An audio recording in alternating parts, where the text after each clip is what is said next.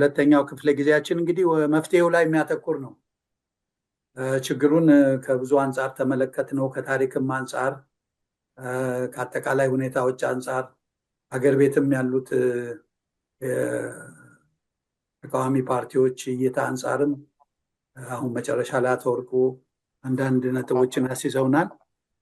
አሁን ታዲያ ምን ይደረግ ወደሚለው ነገር እንሄዳለን። ለዚህ እድለኞች ሆነን ለብዙ ዓመታት እንቅልፍ አጥቶ ኢትዮጵያን ከዚህ አጣብቂኝ በምን መልኩ ማውጣት ይቻላል ለሚለው ጥያቄ መልስ ለማስገኘት እኔ እስከማውቀው ድረስ በቅርብ አብረን ሰርተናል። ላለፉት 10 ዓመታት ቢያንስ ከኢትዮጵያዊነትን ካቋቋምንበት ጊዜ ጀምሮ ፕሮፌሰር ብርሃኑ አበጋዝ በቅርቡ ጡረታ እስከወጣ ድረስ በምጣኔ ሀብት ስነ ትምህርት በዊሊያም እና ሜሪ ዩኒቨርሲቲ በሙሉ ፕሮፌሰርነት ሲያገለግል ቆይቷል።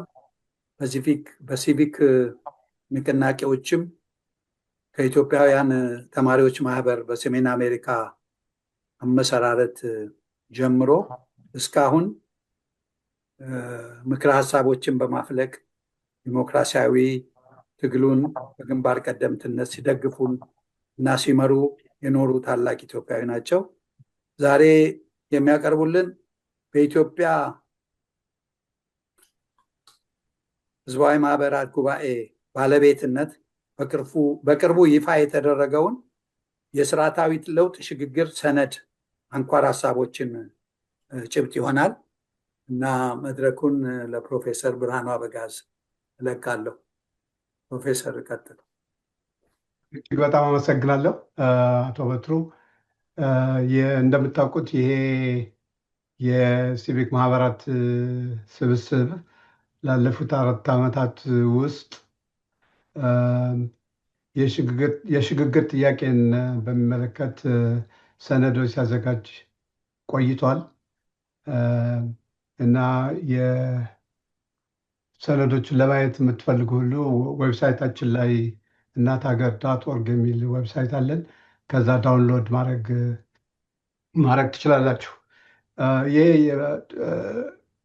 ከኛ በፊት የነበረው ሴሽን በሀገራችን ውስጥ ያለውን የኃይል አስተላለፍ እና የፖለቲካ ተዋናያን አቅም ምን እንደሆነ ዳሶ ብዙ ጠቃሚ ግንዛቤዎችን አግኝተናል እና ወደ መጨረሻ ላይ በተለይ አቶ ኤፍሬም ያነሳው እንደ መፍትሄ አይቶ የአካታች የሆነ የሽግግር ስርዓት ያስፈልጋል ብሏል እና እኛም ያን ጥያቄ ነው ትንሽ ዘርዘር ባለ መንገድ ለማንሳት የምንሞክረው።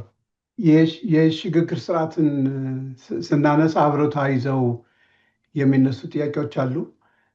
ስርዓታዊ ደግሞ ጥያቄዎች ሲነሱ ብዙ የተሳሰሩ አብረው የሚሄዱ ጉዳዮች አሉ እና ውጥንቅጥ የበዛበት ነገር ነው። ለማንኛውም አንድ የፖለቲካ ትንታኔ 3 ነገሮችን ማንሳት አለበት። አንደኛው የችግሩ መነሻ ምንድነው፣ መንስኤው ምንድነው የሚለው ነው። ይሄ ዛሬ የተወያየንበት የኃይሎች ሚዛንና አስተላለፍ መነሻውን የሚመለከት ነው።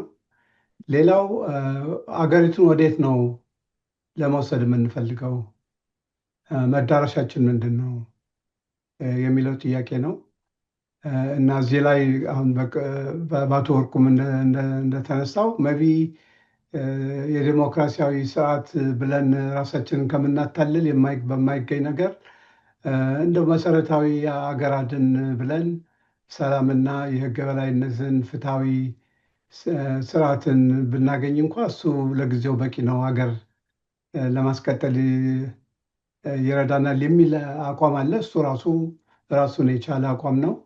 እኛ ደግሞ በእኛ ግምት ደግሞ የሀገሪቱ መሰረት የያዙ ችግሮች እና ውጥንቅጦች ስርዓታዊ ለውጥ ያስፈልጋቸዋል። የስርዓታዊ ለውጥ ደግሞ በቀላሉ የሚገኝና ደግሞ አደገኛም ነው።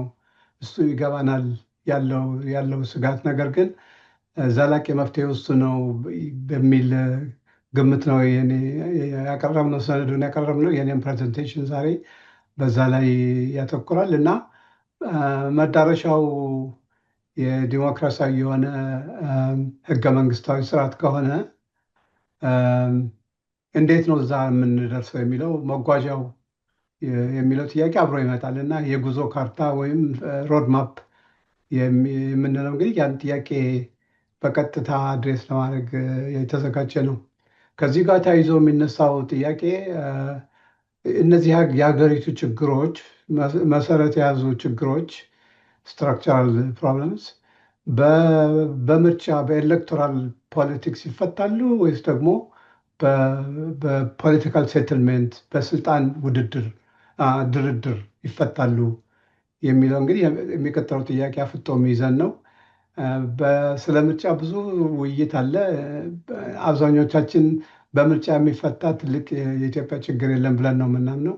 በአገር ቤት የተመዘገቡ ፓርቲዎች ምርጫ ውስንም ቢሆን የተወሰነ ጥቅም ያመጣል ብለው ስላመኑ ነው ያን እናከብራለን። ግን ስርዓታዊ ለውጥ ለሚፈልገው ምርጫ መፍትሄ እንዳልሆነ ግምት ውስጥ አስገብተናል። ሶስተኛው እሺ የስርዓታዊ ለውጥ ያስፈልጋል ካላችሁ ምን አይነት የሽግግር ሞዴል ነው ለኢትዮጵያ አደጋውንም የሚቀንስ እድሎችንም ሙሉ በሙሉ ለመጠቀም የሚረዳን የሚለው ደግሞ ከባድ ጥያቄ ይመጣል።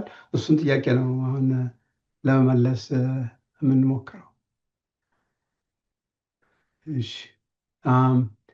የመነሻችንን በሚመለከት ብዙ ነገር ማለት ይቻላል። እኔ ዛሬ አልለውም። አንደኛው ልዑል አስፋውሰንም እንዳነሱት በዘር የተማከለ የፖለቲካ ስርዓት ኢንሄረንትሊ አንዴሞክራቲክ፣ አገር አፍራሽ፣ እነሱና እኛ የሚለውን ፖለቲካ መሰረት የሚጥል እንግሊዞች ዳርፉር የጀመሩት ሱዳን የጀመሩት የከፋፍለ ግዛ ማንነትን ከመሬት ጋር እያይዘው የመሬቱን ደግሞ ለአንዱ ግሩፕ ሰጥተው ሌላውን መጤ አርገው ለመከፋፈል የተጠቀሙበት ነው። ከዛ ጣሊያኖችም ያንን ኮርጀው ወያኔም ከጣሊያን ኮርጆ በሀገራችን ላይ ሆና ትልቅ የፖለቲካ ካንሰር ዘርግቶ ሄዷል። ስለሱ ብዙ መወያየት የለብንም እና እንግዲህ ጥያቄው ዜጋ ተኮር የሆነ ሁሉንም በእኩልነት የሚያይ ስርዓት ነው የምንፈልገው።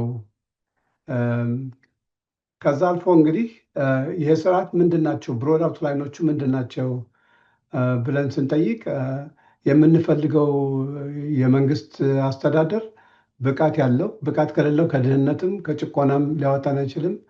ነገር ግን ተጠያቂነትን እና ብቃትን አንድ ጋር ያጣመረ ስርዓት ነው የምንፈልገው፣ መንግስት አስተዳደር ነው የምንፈልገው። ጀምስ ማዲሰን ያለው ነው። መጀመሪያ ጠንካራ መንግስት እንገንባ፣ ከዛ በኋላ ደግሞ ያንን መንግስት እንግታው ነው ያለው። ካልገታ ነው ዲክቴተርሽፕ ነው የሚመጣው። ደካማ መንግስት ደግሞ የትም አይረዳንም፣ ኖርም ቆየም። ስለዚህ ሁለቱን ኬፓቢሊቲ እና አካውንታቢሊቲ ማጣጣም አለብን ነው ያለው እና ጥሩ ብሏል። እኛም ሪሊ የምንፈልገው እሱን ነው። ከዛው እንግዲህ የምርጫ መጀመሪያው ሳይሆን የሽግግሩ መጨረሻ መደምደሚያ መሆን አለበት ነው የምንለው። ኦኬ፣ ይሄ ከሆነ እንዴት ከሲኦል ወደ ገነት እንሄዳለን? ጉዟችን ምን ይመስላል? አልጋ በአልጋ ነው ወይስ ደግሞ ብዙ አዞዎች የሚኖሩበትን ወንዝ ተሻግረን ነው የምንሄደው የሚለው የሚቀጥለው ጥያቄ ይሆናል እና ይህን ጥያቄ ስናነሳ ባለፈው ታሪካችን የተሞከሩ ነገሮች ምንድን ናቸው? አሁንስ አማራጭ አለን ከነሱ የተሻለ ለሚለው እዚህ ላይ ሶስት ግንዛቤዎችን ለመጥቀስ እወዳለሁ። አንዱ የሽግግር መንገድ ገዢው ፓርቲ ሲመጣ፣ በተለይ የብልጽግና ሲመጣ፣ አብይ ሲመጣ እኔ ያሸጋግራቸዋለሁ ብሎ ነበር። አዲስ እኮ ህገ መንግስትን መጻፍ ምንም ችግር የለም ህዝቡ ከፈለገው ብሎ ነበር።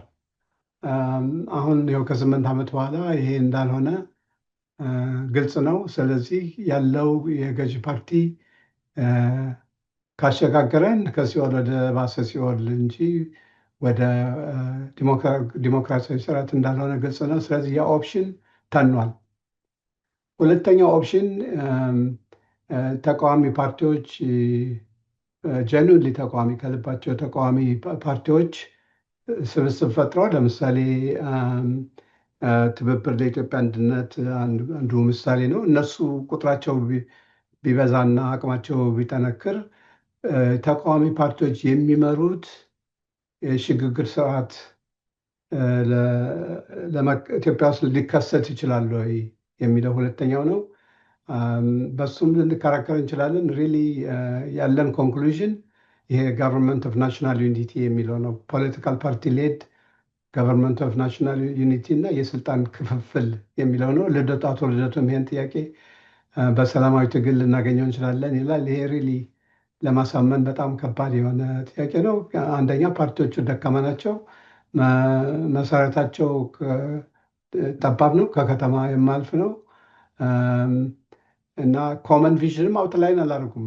ዛሬ እንዳየነው ምናልባት አንዳንድ ነገሮችን ኮንሴሽን ከሰጠ ከገዢው ፓርቲ ጋር አብሮ መሄድ ይቻላል የሚል አለ እና ይህ እንግዲህ የገዢውን ፓርቲ ለማዳን ነው የምንፈልገው ወይስ ህዝባችንን ለማዳን ነው የምንፈልገው የሚለውን ጥያቄ ያስነሳል። ኤኒዌይ ስርዓታዊ ለውጥ ከፈለግን ፓርቲ ሌድ የሆነ በፓርቲ መር የሆነ ስርዓታዊ ለውጥ በሀገራችን ሊመጣ እንደማይችል ብዙ ማስረጃዎች አሉ። በዛ ላይ ያን ያህል መከራከር የለብንም። ኦኬ ገዢው ፓርቲ ካላሸጋገረን፣ ተቃዋሚ ፓርቲዎች ካላሸጋገሩን ታዲያ ማን ነው የሚያሸጋግረን የሚለው ሶስተኛው ከባድ ጥያቄ ነው እና እኛ የምንለው የስልጣን ድርድር ተደርጎ ቅድም ኤፍሬም እንዳለው የታጠቁ ኃይሎችም ያልታጠቁ ኃይሎችም የሲቪክ ሙቭመንት ጠንክረው ተደራጅተው ኔጎሽት አድርገው ሀገሪቱን በአጋርነት ያሸጋግሯት ነው የምንለው እና ኔጎሽት ሴትልመንት ነው። ይሄ ደግሞ ኔጎሽት ሴትልመንት ዜጋ ተኮር መሆን አለበት። ስዩመ እግዚአብሔርን ከተው ነው እንግዲህ ስዩመ ዜጋ የሆነ ስርዓት ያስፈልጋል የሚለው ነው። ይሄ ራሱ ማለቱ እስከዚህም ትልቅ ነገር ማለት አይደለም። ምክንያቱም ብዙ ጥያቄዎችን ያስነሳል እና የሚቀጥሉትን ጥያቄዎች ምንድን ናቸው ብለን ስናነሳ ይሄ የሽግግር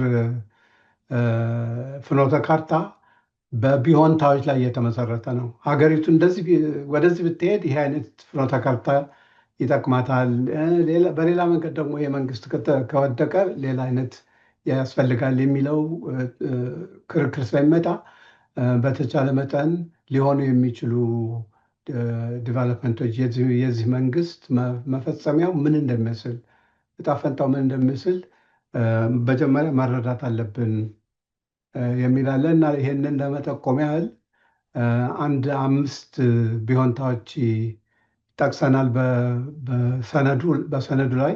እነዚህ ቢሆንታዎች ትንባያ አይደሉም፣ ያ ይሆናሉ ብለን የተነበይ ነው ሳይሆን ቢሆኑ በሚለው ነው እና አንደኛው ቢሆንታ ምንድን ነው ስንል ፋኖ ሚሊታሪም በፖለቲካ ድርጅትም ጠንክሮ በታላቅ አሸናፊነት ይህ ትግል ቢጠቃለል የሚል ነው። እሱ እድል አለው፣ ግን ትልቅ እድል ያለው አይመስለንም።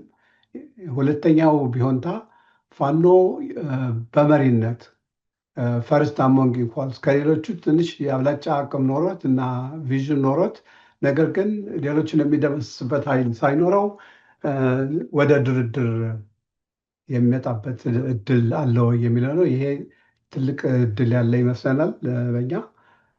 ሶስተኛ የመከላከያ ሰራዊት ባለው የውጭና የውስጥ ግፊት ኩዴታ ቢፈጠርሳ የሚል ነው እና ይሄ ኩዴታ የሚፈጥሩት ኃይሎች በኢትዮጵያ አንድነት የሚያምኑ ቢሆኑ እና ለሰላማዊ የስልጣን ክፍፍልና ሽግግር ዘብ ቢቆሙ የሚል ነው። ይሄ ሶስተኛው ፖሲቢሊቲ ነው። ከነዚህ ሶስቱም ከአንዱ ከተከሰተ ለስርዓታዊ ለውጥ በእኛ አመለካከት ጥሩ አጋጣሚ ነው እንላለን። ሌሎችም አሉ እንዲከሰቱ ማንመኛቸው። አንዱ ኩዴታም ተደርጎ ሌላ ሚሊታሪ ዲክታተርሽፕ ቢቋቋምሳ፣ ሌላ የኦሮሞማ ሚሊታሪ ዲክታተርሽፕ ሊሆን ይችላል። ኦሮሞማና ትህነግን ያጣመረ ሚሊታሪ ዲክታተርሽፕ ሊሆን ይችላል። ያለውን ስርዓት የሚያስቀጥል የበለጠ እንደውም ጨፍጫፊ የሚሊታሪ ጋቨርንመንት ሊቋቋም ይችላል። ይሄ ምን ያህል እድል አለው? እሱን ልንከራከር እንችላለን። ሌላው ደግሞ በዘር የተማከሉ ኃይሎች፣ ብዙ መሳሪያና ልምድ ያላቸው ኃይሎች ተባብረው ያለውን አብይ ሲወድቅ እሱን ሊተኩ ይችላሉ እና ስለዚህ እንደገና ምዕራፍ 2 ኢፒአርዲኤፍ ሊመጣ ይችላል። ይህም አንዱ ፖሲቢሊቲ ነው። ሶስተኛው ሀገሪቱ ልትበታተን ትችላለች። አይ ቲንክ አቶ ወርቁ ያነሳው ፍራቻ እሱ ነው። ይህንንም ሳንይዝ ያንንም ሳንይዝ ሀገሪቱ ልትፈራረስ ትችላለች እና ብዙ መንግስታት ልትወልድ ትችላለች የሚል ነው። እኛ እንግዲህ ሶስቱን አንመኝም፣ ግን እነዚህ ሶስቱ ደግሞ የራሳቸው ፍኖተ ካርታ ይኖራቸዋል። እኛ ግን በኢትዮጵያዊነት ማዕቀፍ ስር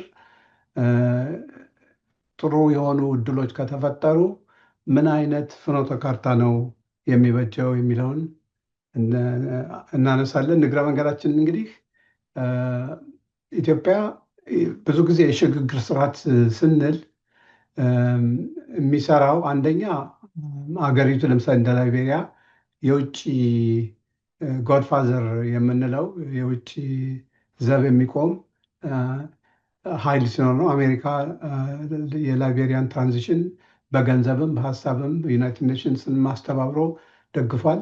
ኢትዮጵያ ግን እንደዚህ አይነት ወዳጅ የላትም፣ የውጭ ሀገር ወዳጅ የላትም። እንዳሸን የውጭ ጠላት ነው የበዛት። ስለዚህ ማነው አሻጋሪው ለሚለው ጥያቄ አሻጋሪውንም ራሳችን ከውስጥ መፈለግ አለብን እና ለዚህ አንዱ ትልቅ እድል የተፈጠረው ባለፉት 3 ዓመታት የፋኖ መፈጠር ነው። ይህንን የምናነሳው የአማራውን ትግል በተለየ መንገድ ባድሎ ለመደገፍ ሳይሆን ፋኖ ከሌሎቹ በብሔር ከተማከሉ ድርጅቶች የሚለየው አንደኛ ተገንጣይ ኃይል አለመሆኑ፣ ኢትዮጵያዊነትን የሚያቅፍ የአማራውን ሕዝብ ህልውና ከኢትዮጵያ ሕዝብ ህልውና ጋር በማጋጭ መንገድ አብረን እናቅፋለን የሚል ድርጅት መሆኑ ይለየዋል። ከትህነግም ይለየዋል፣ ከኦነግም ይለየዋል፣ ከኦብነግም ይለየዋል። ይሄ አንድ ትልቅ እድል ነው ለሀገሪቱ። ይህን ለማድረግ ግን ፋኖ ራሱ ድርጅታዊ አቅሙንና ሁሉን አቃፊነቱን ለኢትዮጵያ ሕዝብ በደንብ ማስረዳት አለበት፣ በታማኝነት ማስረዳት አለበት እና አሻጋሪ ኃይል ብለን እንግዲህ የተመኘ ነው ማለት ነው ፋኖን ነው። በዚህም ብዙ ጥያቄዎች ይነሳሉ፣ እንነጋገራለን። ኤኒዌይ አሁን ዘብ የሚቆም ኃይል ካለን የምንፈልገውን ካወቅን የዲሞክራሲያዊ ስርዓት ለመገንባት ከሆነ ዜን እንዴት ነው ይሄ የሚገነባው? በምርጫ ሳይሆን ምርጫ መጀመር ሳይሆን ምርጫን ወደ መጨረሻ በማድረግ እንዴት አድርገን ነው ወደ ፕሮሚስ ላንድ የምንመጣው የሚለውን ጥያቄ ሲነሳ ይህንን በሁለት ፌዝ ከፍለነዋል። የመጀመሪያው ብዙዎቻችሁ ደጋግማችሁ በትክክል እንዳላችሁት የመጀመሪያው ስራ አገሪቱ ማረጋጋትና ሰላምን ማስፈን ነው። እነዚህ የሚዋጉ ኃይሎችን ዓይንህን ላፈር ከሚል ሳይሆን መገንጠል የምትፈልጉም ለመገንጠል የቆማችሁበትን ዓላማ ለጊዜው ወደ ጎን አድርጉና አብረን ዲሞክራሲያዊ ስርዓት እንገንባ። የህዝባችሁን ጥቅም ዘላቂ ጥቅም ለማስከበር ከሆነም እንገነጠላለን የምትሉት ይሄ ስርዓት አብረን የምንገነባው ስርዓት ያንን ነገር ያንን ዓላማ ግብ ውስጥ ያመጣልና እናንተም ወደ ኔጎሽቲንግ ቴብል ኑ ብሎ ጥሪ ማቅረብ እና ይሄ ቅቡልነት ይኖረዋል። ቅቡልነት የሌለው የሽግግር ስርዓት ቅቡልነት ያለው ዲሞክራሲያዊ ስርዓት ሊያመጣ አይችልም። ስለዚህ ፕሮሰስ ማተርስ አዝ ማች አዝ ሰብስታንስ ነው የምንለው። ከተቻለ እርግጥ አገር በመፈራረስ ላይ መንግስት በመፈራረስ ላይ ባለበት ሁኔታ ኤክስቴንሲቭ የሆነ ናሽናል ዳያሎግ ብሔራዊ ጉባኤ ማካሄድ አይቻልም። ግን በተቻለ መጠን የሁሉንም ያገባኛል ባይ የኢትዮጵያ ብሔረሰብ ማማከርና ድምፁን መቀበል ያስፈልጋል እና ብሪፍ ናሽናል ዳያሎግ ቢኖር ጥሩ ነው እንላለን። ሌላው ከሁሉም የኢትዮጵያ ብሔረሰቦች የተውጣጣ ሀገር አድን የጠቢባን መማክርት ይቋቋም ነው የምንለው። እንደውም ያ ተቋቁሞ ያ ግሩፕ ተቋቁሞ ይጠባበቅ ነው የምንለው እና ይሄ ሀገር አድን የጠቢባን መማክርት ዋና ዋና ስራዎቹ ምንድናቸው ስንል የሁሉ ወደ ተኩስ የተሄደበት የችግሩ መንስኤ ምንድን ነው? ፍራቻቸው ምንድን ነው? ብሶታቸው ምንድን ነው? ተስፋቸው ምንድን ነው ብሎ የሁሉንም ተፋላሚ ኃይሎች መመርመር አለበት። እስካሁን ድረስ ስንት ጉዳት የደረሰባቸው ኢኖሰንት ኮሚኒቲስ ያንን ሁሉ መመርመር አለበት። ምክንያቱም ወደ ማስታረቅ ወደ ብሔራዊ እርቅ ስለምንሄድ። ሌላው በሁሉም ሀገሮች ፖስት ኮንፍሊክት ሀገሮች እንዳየነው ትጥቅ ማስፈታት፣ ዲሞቢላይዜሽን ከጦርነት ወደ ቤታቸው መመለስ፣ ይሄ ደግሞ መልሶ ማቋቋምን ስለሚያስፈልግ፣ ይሄ ደግሞ ብዙ ገንዘብ ስለሚያስፈልግ የውጭ እርዳታ እንግዲህ እዚህ ላይ ቁልፍ ሚና ይጫወታል። ይሄ ዲዲአር ፕሮሰስን መጀመር አለበት። ይህን የሚያደርገው በህዝቡ ላይ ህዝቡ እምነት የጣለበት ሀገር አድን የጠቢባን መማክርት ሲቋቋም ነው። ይሄ ጠቢባን መማክርት ደግሞ የባላደራ ወይም ብዙ ጊዜ የሽግግር መንግስት የሚባለውንም ያቋቁማል። የሚያቋቁመው በፕሮፌሽናል ቴክኖክራትስ እና ፕሮፌሽናል አርሚ፣ በፖለቲካ የተቆለፉ ኃይሎችን ወደ ጎን አድርጎ፣ ለዚህ ነው ፋኖ ትልቅ ሚና ሊጫወት የሚችለው። የባላደራ መንግስት የሚታዘዝ ስራውን የመንግስት መሰረታዊ አገልግሎቶች እንዳይጓደሉ እና ሀገሪቱን ደግሞ ዳር ድንበሯን የሚያስጠብቅ ኃይል እንዲኖራት ኬርቴከር ጋቨርንመንት ያስፈልጋል እንላለን። ከዛ አልፎ እንግዲህ የሽግግር ፍትህ ኢኒሼት ይደረጋል። በመጨረሻም በእያንዳንዱ ወረዳ በዶኩመንታችን ላይ እንዳልነው ቢያንስ አንድ ወኪል ተመርጦም የጊዜያዊ የሽግግር ሸንጎ እንዲቋቋም። ምክንያቱም ጥቂት ግለሰቦች ሽግግር አደረግን ብለው ሊሰሩ አይችሉም። ውክልና ያለው የሽግግር ኃይል ያስፈልጋልና ለአንድ ዓመት ለሁለት ዓመት የሚቆይ አስፈልግም ለ3 ዓመት የሚቆይ የሽግግር ሸንጎ ይቋቋም ነው የምንለው። ይሄ ሸንጎ ወይም ትራንዚሽናል ሸንጎ ዋና ዋና ዓላማዎቹ ምንድናቸው ስንል፣ አንደኛ ከአበው መማክርት የወረሰውን የባላደራ መንግስት በመሪነት ያስቀጥላል። ሁለተኛ ብዙ ኮሚሽኖችን ያቋቁማል። ስማቸውን እኛ የጠቀስናቸውን ኮሚሽኖች በሚቀጥለው ስላይድ አስረዳለሁ። የእነዚህ ኮሚሽኖች ምክር ሀሳብ ያቀርባሉ። ምክንያቱም አፋኙን ስርዓት፣ አግላዩን ስርዓት እንዴት አድርገን በአካታች ስርዓት እንተካው የሚለው ጥናት ያስፈልገዋል፣ ምክር ያስፈልገዋል እና ኮሚሽኖቹ ለጊዜያዊ ፓርላመንት የሚያቀርቡትን ፕሮፖዛል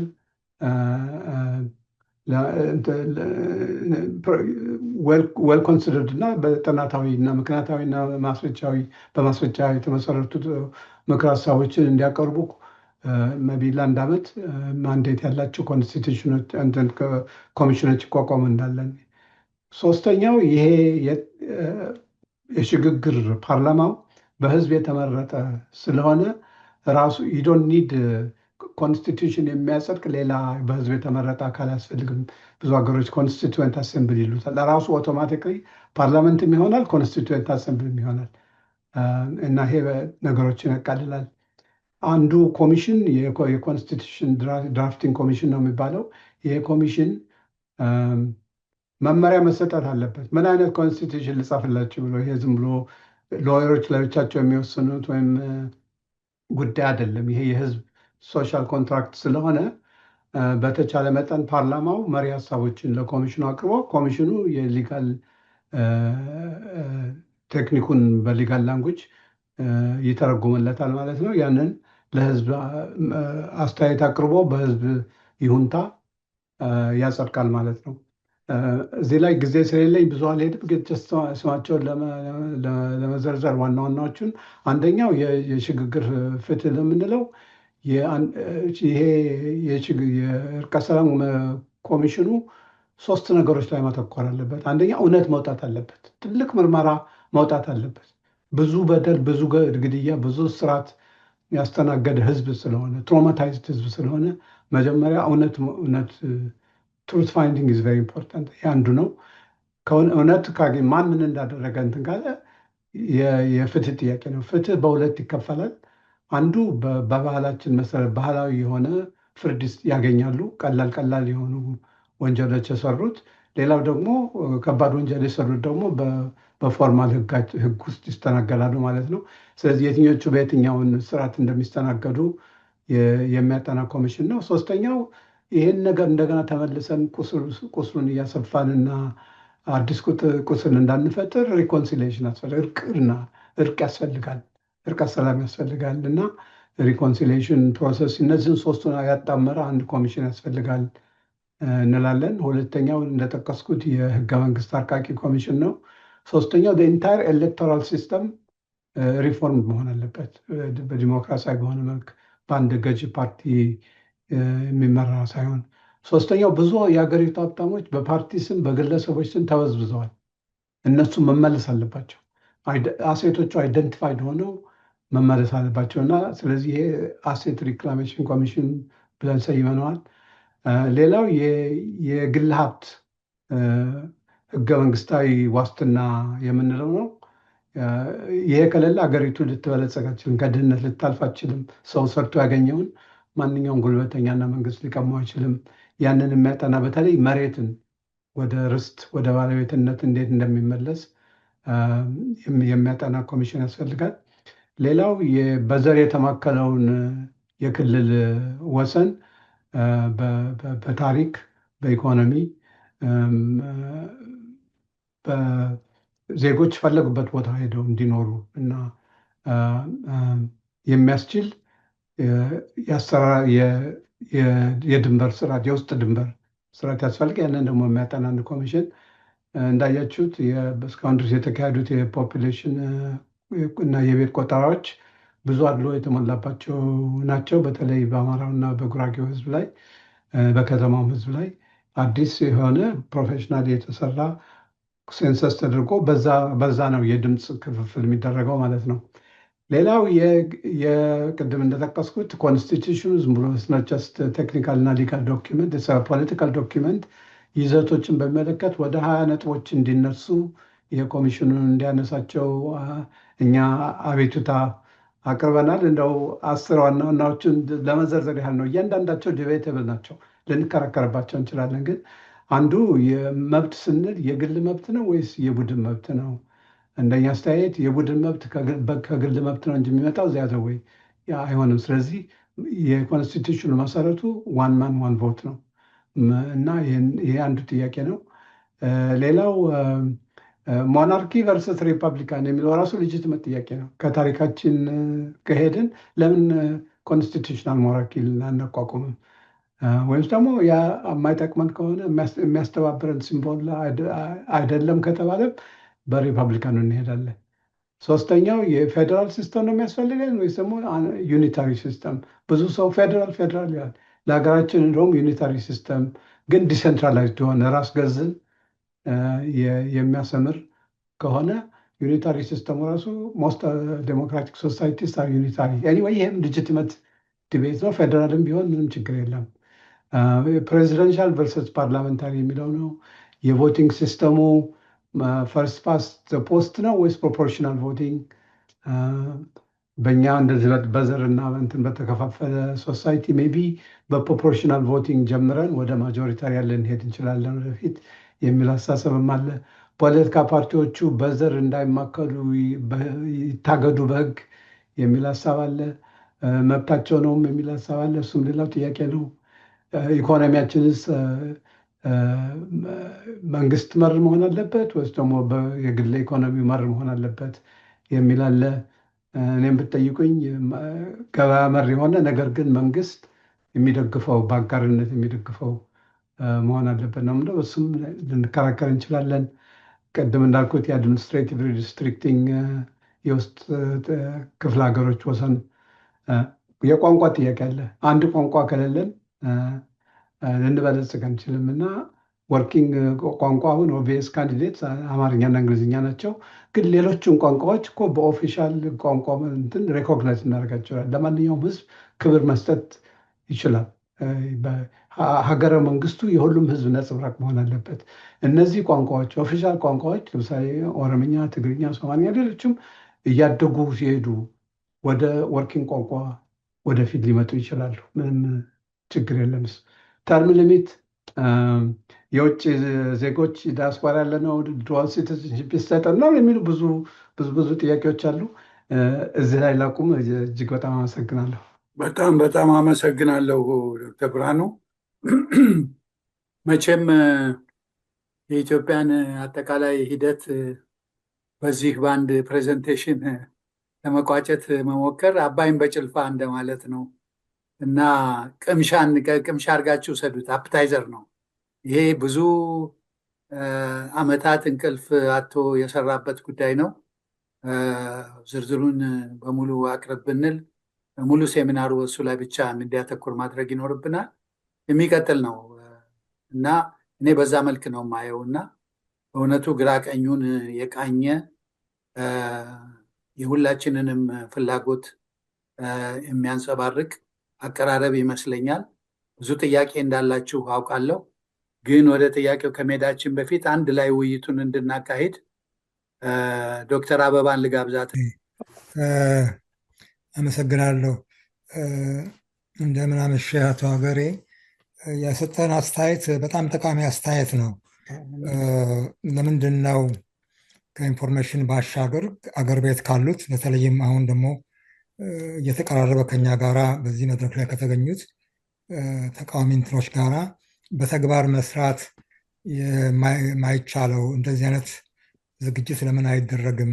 ወይም ወደዚህ ለምናና ይህን ትኩረት ለምን አንሰጠውም የሚለው ነው።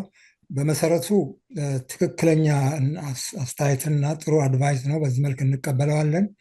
እኛም እኮ እያደረግን ያለ ነው የብልጽግናን ፓርቲ ማን ነው የእናት ፓርቲን ተወካይ እና የአራቱን ድርጅቶች ተወካይ ስንጠራ እንደው ለመሞገት ሳይሆን ከነሱ ጋራ እና ከሌሎችም ተቃዋሚ ኃይሎች ጋራ በቅርርብ ሆነ ለመስራት በሚያግባቡን ነገሮች በተለይ በቅርርብ ሆነ ለመስራት ያለንን ፍላጎትን ጭምር ለመግለጽ ስለሆነ አንተ እንዳልከው አቶ ሀገሬ በእኛ በኩል ጥረቱን የምንቀጥለው ይሆናል ብለን እንገምታለን። በዚህ ላይ ዝግጅቶችም እናደርጋለን። ታንኪዩ። ጤና ይስጥልኝ። ይሰማል? አዎ ይሰማል። እንኳን ደህና መጡ። እንኳን ደህና ቆያችሁ። አመሰግናለሁ። ጌታ አስራደ እባላለሁ። አማራ ፋኖ ብሔራዊ ንቅናቄ ፖለቲካ መምሪያ ኃላፊ ነኝ። በዚህ መድረክ ስለጋበዛችሁኝ እጅግ በጣም አመሰግናለሁ። ምናልባት ያለውበት ቦታ ብዙ ስለማይመች 1-2 ደቂቃ ከተፈቀደልኝ ትንሽ ነገር ማለት እፈልጋለሁ። በደስታ። መልካም። እንግዲያው እየተቆራረጠም ቢሆን ሙሉውን ባልሰማውም የተወሰኑትን ማዳመጥ ችያለሁ። በሀገር ጉዳይ፣ በህዝብ ጉዳይ የተጨነቃችሁ ትልልቅ ምሁራን የተናገራችሁትንም ያቀረባችሁትንም እየሰማሁ ነበርና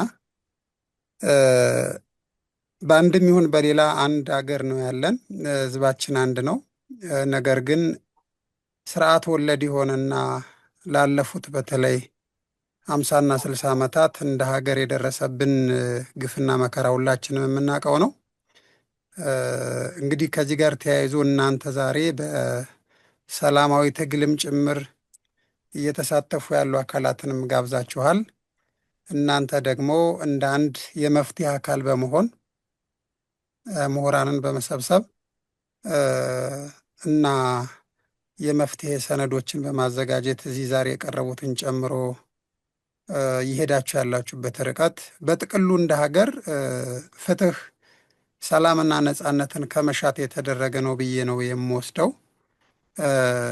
እንግዲህ ከዚህ ተነስቼ ምናልባት ይህንን ፋሲሊቴት ያደረገውን ተቋም ወይንም ማህበር በዝርዝር ከዚህ በፊት ባላቀውም እንኳን ዛሬ ከቀረቡት ብቻ ተነስቼ አጠቃላይ መንፈሱ አገራችን ውስጥ በዚህ ሰዓት ህዝባችን ሰቆቃ ላይ ነው ያለው። ህዝባችን አደጋ ውስጥ ነው ያለው። በተለይ ያሳለፍናቸው የኢህአዴግም የብልጽግና ስርዓትም ጭምር ተገንጣይ የሆኑ እና ህዝብን የሚከፋፍሉ ብሔር ተኮር የሆኑ ዘር ተኮር የሆኑ ስርዓቶች በመሆናቸው ምክንያት በየዕለቱ የንጹሐንን ሞት፣ ስደት፣ ረሃብ እና ሰቆቃ ነው ስናዳምጠው የምንውለው። የአማራ ፋኖ ብሔራዊ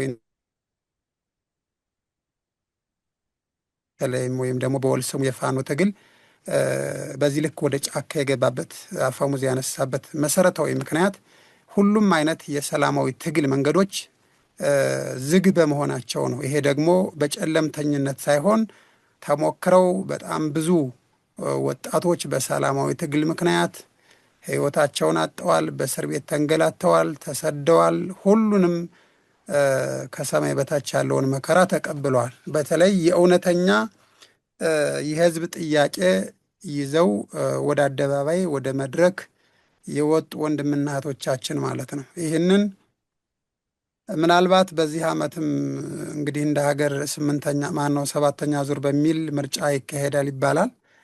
ይሄ ምርጫ ምን ይመስላል የሚለውን ምናልባት ሀገር ቤት ብዙዎቻችሁ በውጭ ያላችሁ ስለሆናችሁ ሀገር ቤት ያለ ወገናችሁን ብትጠይቁ የእውነት አሁን ያለው ኢትዮጵያ ውስጥ ያለው ስርዓት መንግስት የሚባለውን ስያሜ ለማሟላት አይቀርና የሆነ ስብስብ ሰዎች ያሉበት የሆነ ስብስብ እንኳን ለማሟላት የማይበቃ እጅግ በጣም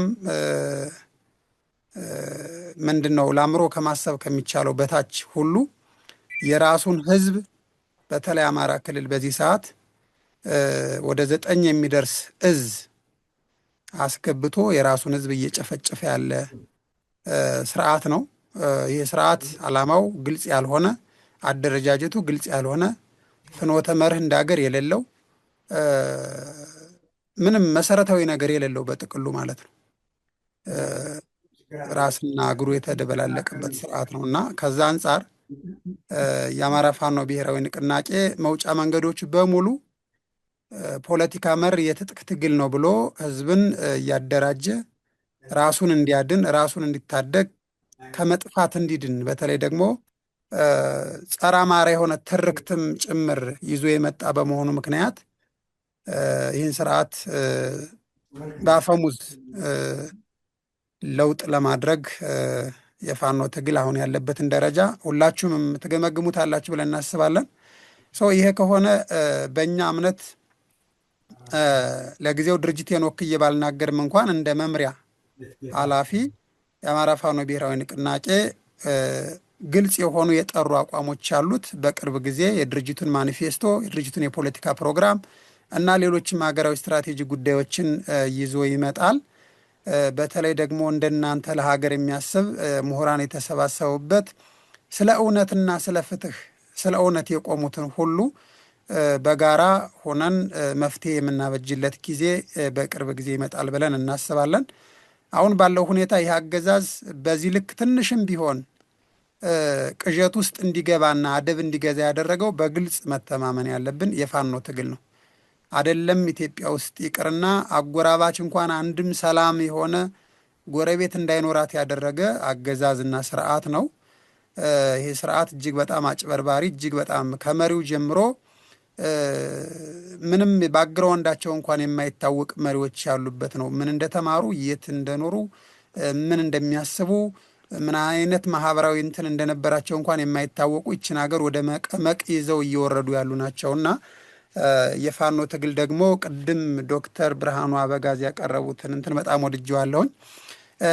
ለምንድን ነው የወደድኩትኝ? ፋኖ የሚለውን ስያሜ ስለጠሩ አይደለም። አሁን ባለው ሁኔታ የፋኖ ትግል ከሌሎች የትጥቅ ትግሎች የተለየ ነው። ይህንን ሁሉም ኢትዮጵያዊ እንዲረዳው እንፈልጋለን።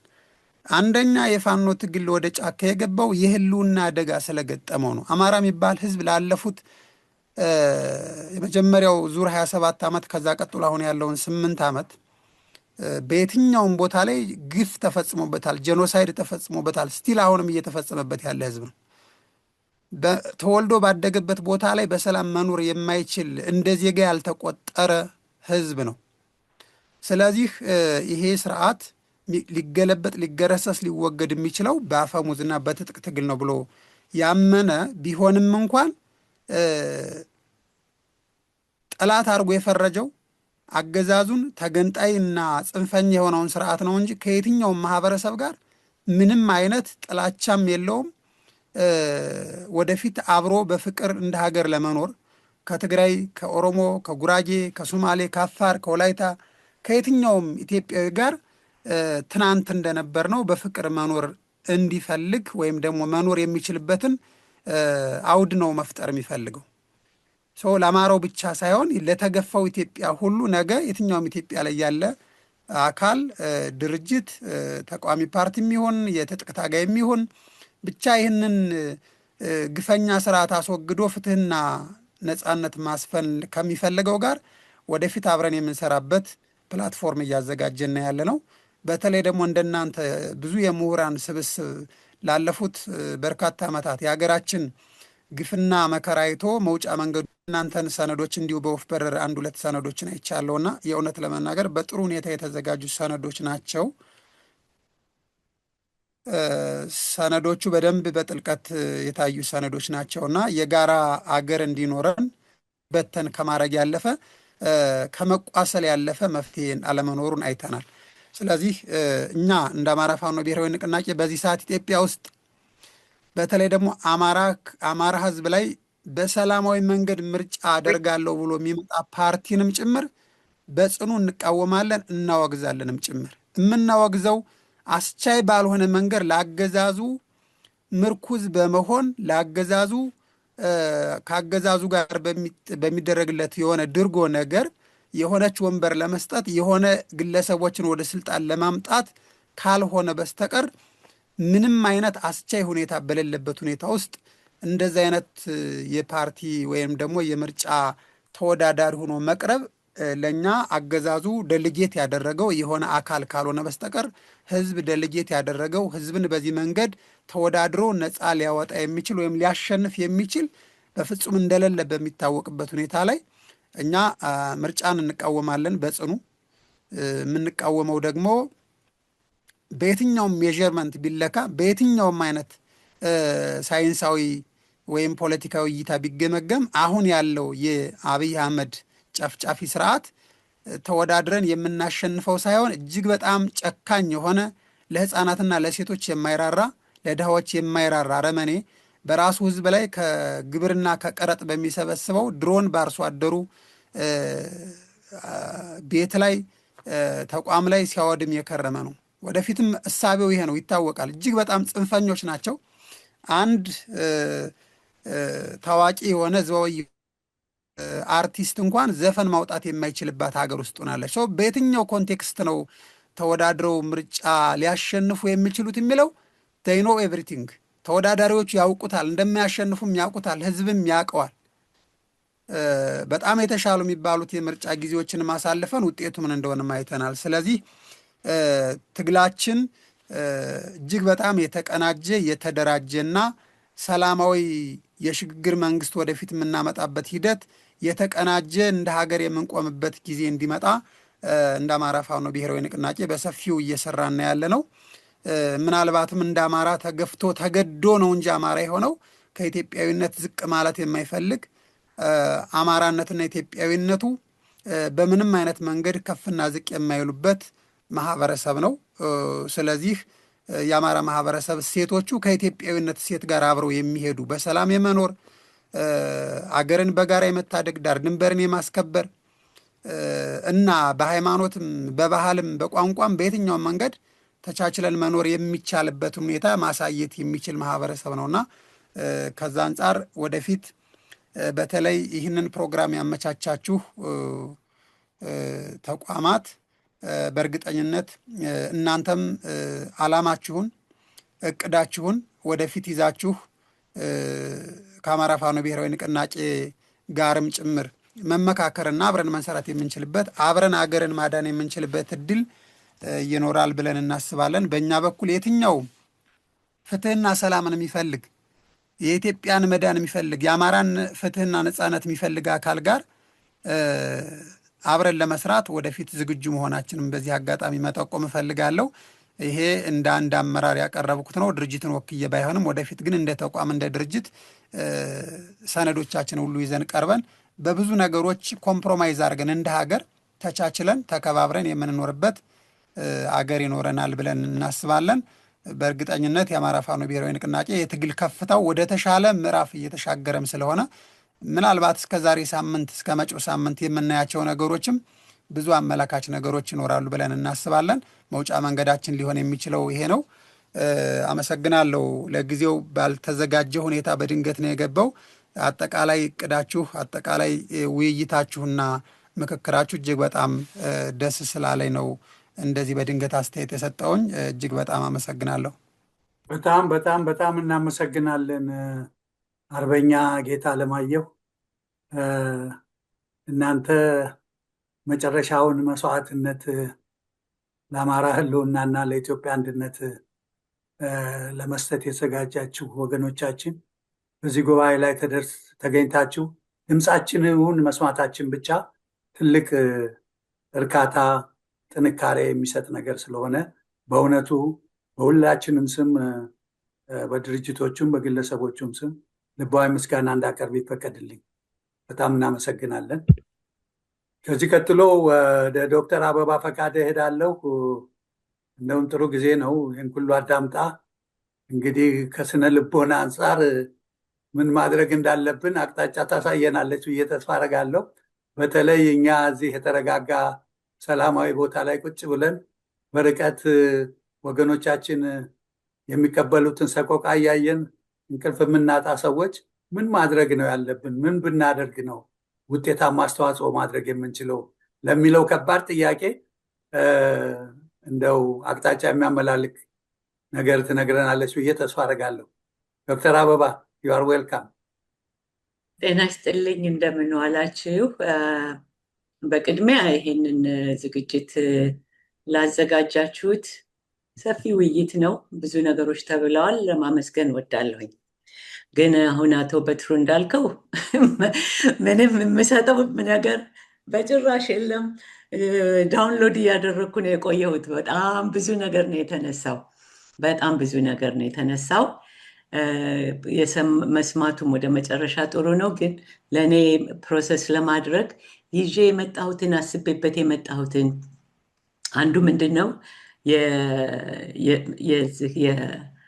በውጭ ሀገር የምንኖር ኢትዮጵያውያን እንዴት አድርገው ህብረት ይፈጥራሉ ወይም የጋራ አንድነት ይፈጥራሉ የሚል ነበረ እንደ አርዕስት የያዝኩት የተሰጠኝ።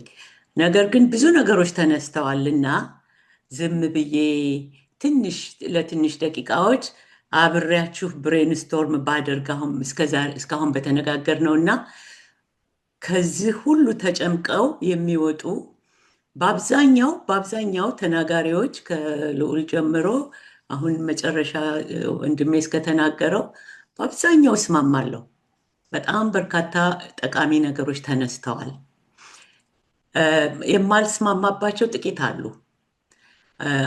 አንድ በይዘት በኤሰንስ የማልስማማባቸው እና ከፍተኛ ውስጣዊ ቅራኔ ውስጣዊ ወደ መፍትሄም እንኳ ከድል በኋላ የሚለው ብቻ ሳይሆን ወደ መፍትሄ ላያደርሰን የሚችለው እና እስከዛሬ በውጭ ሀገር ያሉ በአማራውን በኩል ሆነ በኢትዮጵያዊነት የተደራጁ ኃይሎች ሊሰምርላቸው ያልቻለው ምክንያት የሚለውን እሱም በዝርዝር በሰፊው ለወደፊት ብንዋይ በጣም ደስ ይለኛል። ግን ምንድን ነው ከነዚህ ውስጥ ያየሁት በጣም ጥቂቶቹን ግን ላነሳ ወዳለሁኝ።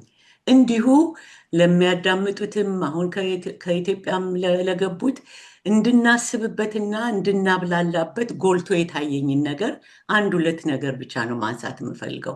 በጣም ብዙ ነገሮች አሁን ወደ መጨረሻ የተባለው የፋኖ ወንድማችን ከሱ በፊት ዶክተር ብርሃኑ ከዝርዝር ወደፊት ሀገራችን ምን ልትሆን እንደሚገባ የሚለው ከሱ በላይ ያሉትን ነው እኔ ላይ የምፈልገው። በእነዚህ ላይ ችግር የለም ከነፃነት በኋላ የሚመጣው ነገር ግን ከመጀመሪያው አርዕስታችን ምን ነበረ? አርዕስቱ ኢትዮጵያን ማዳን ነው አይደል?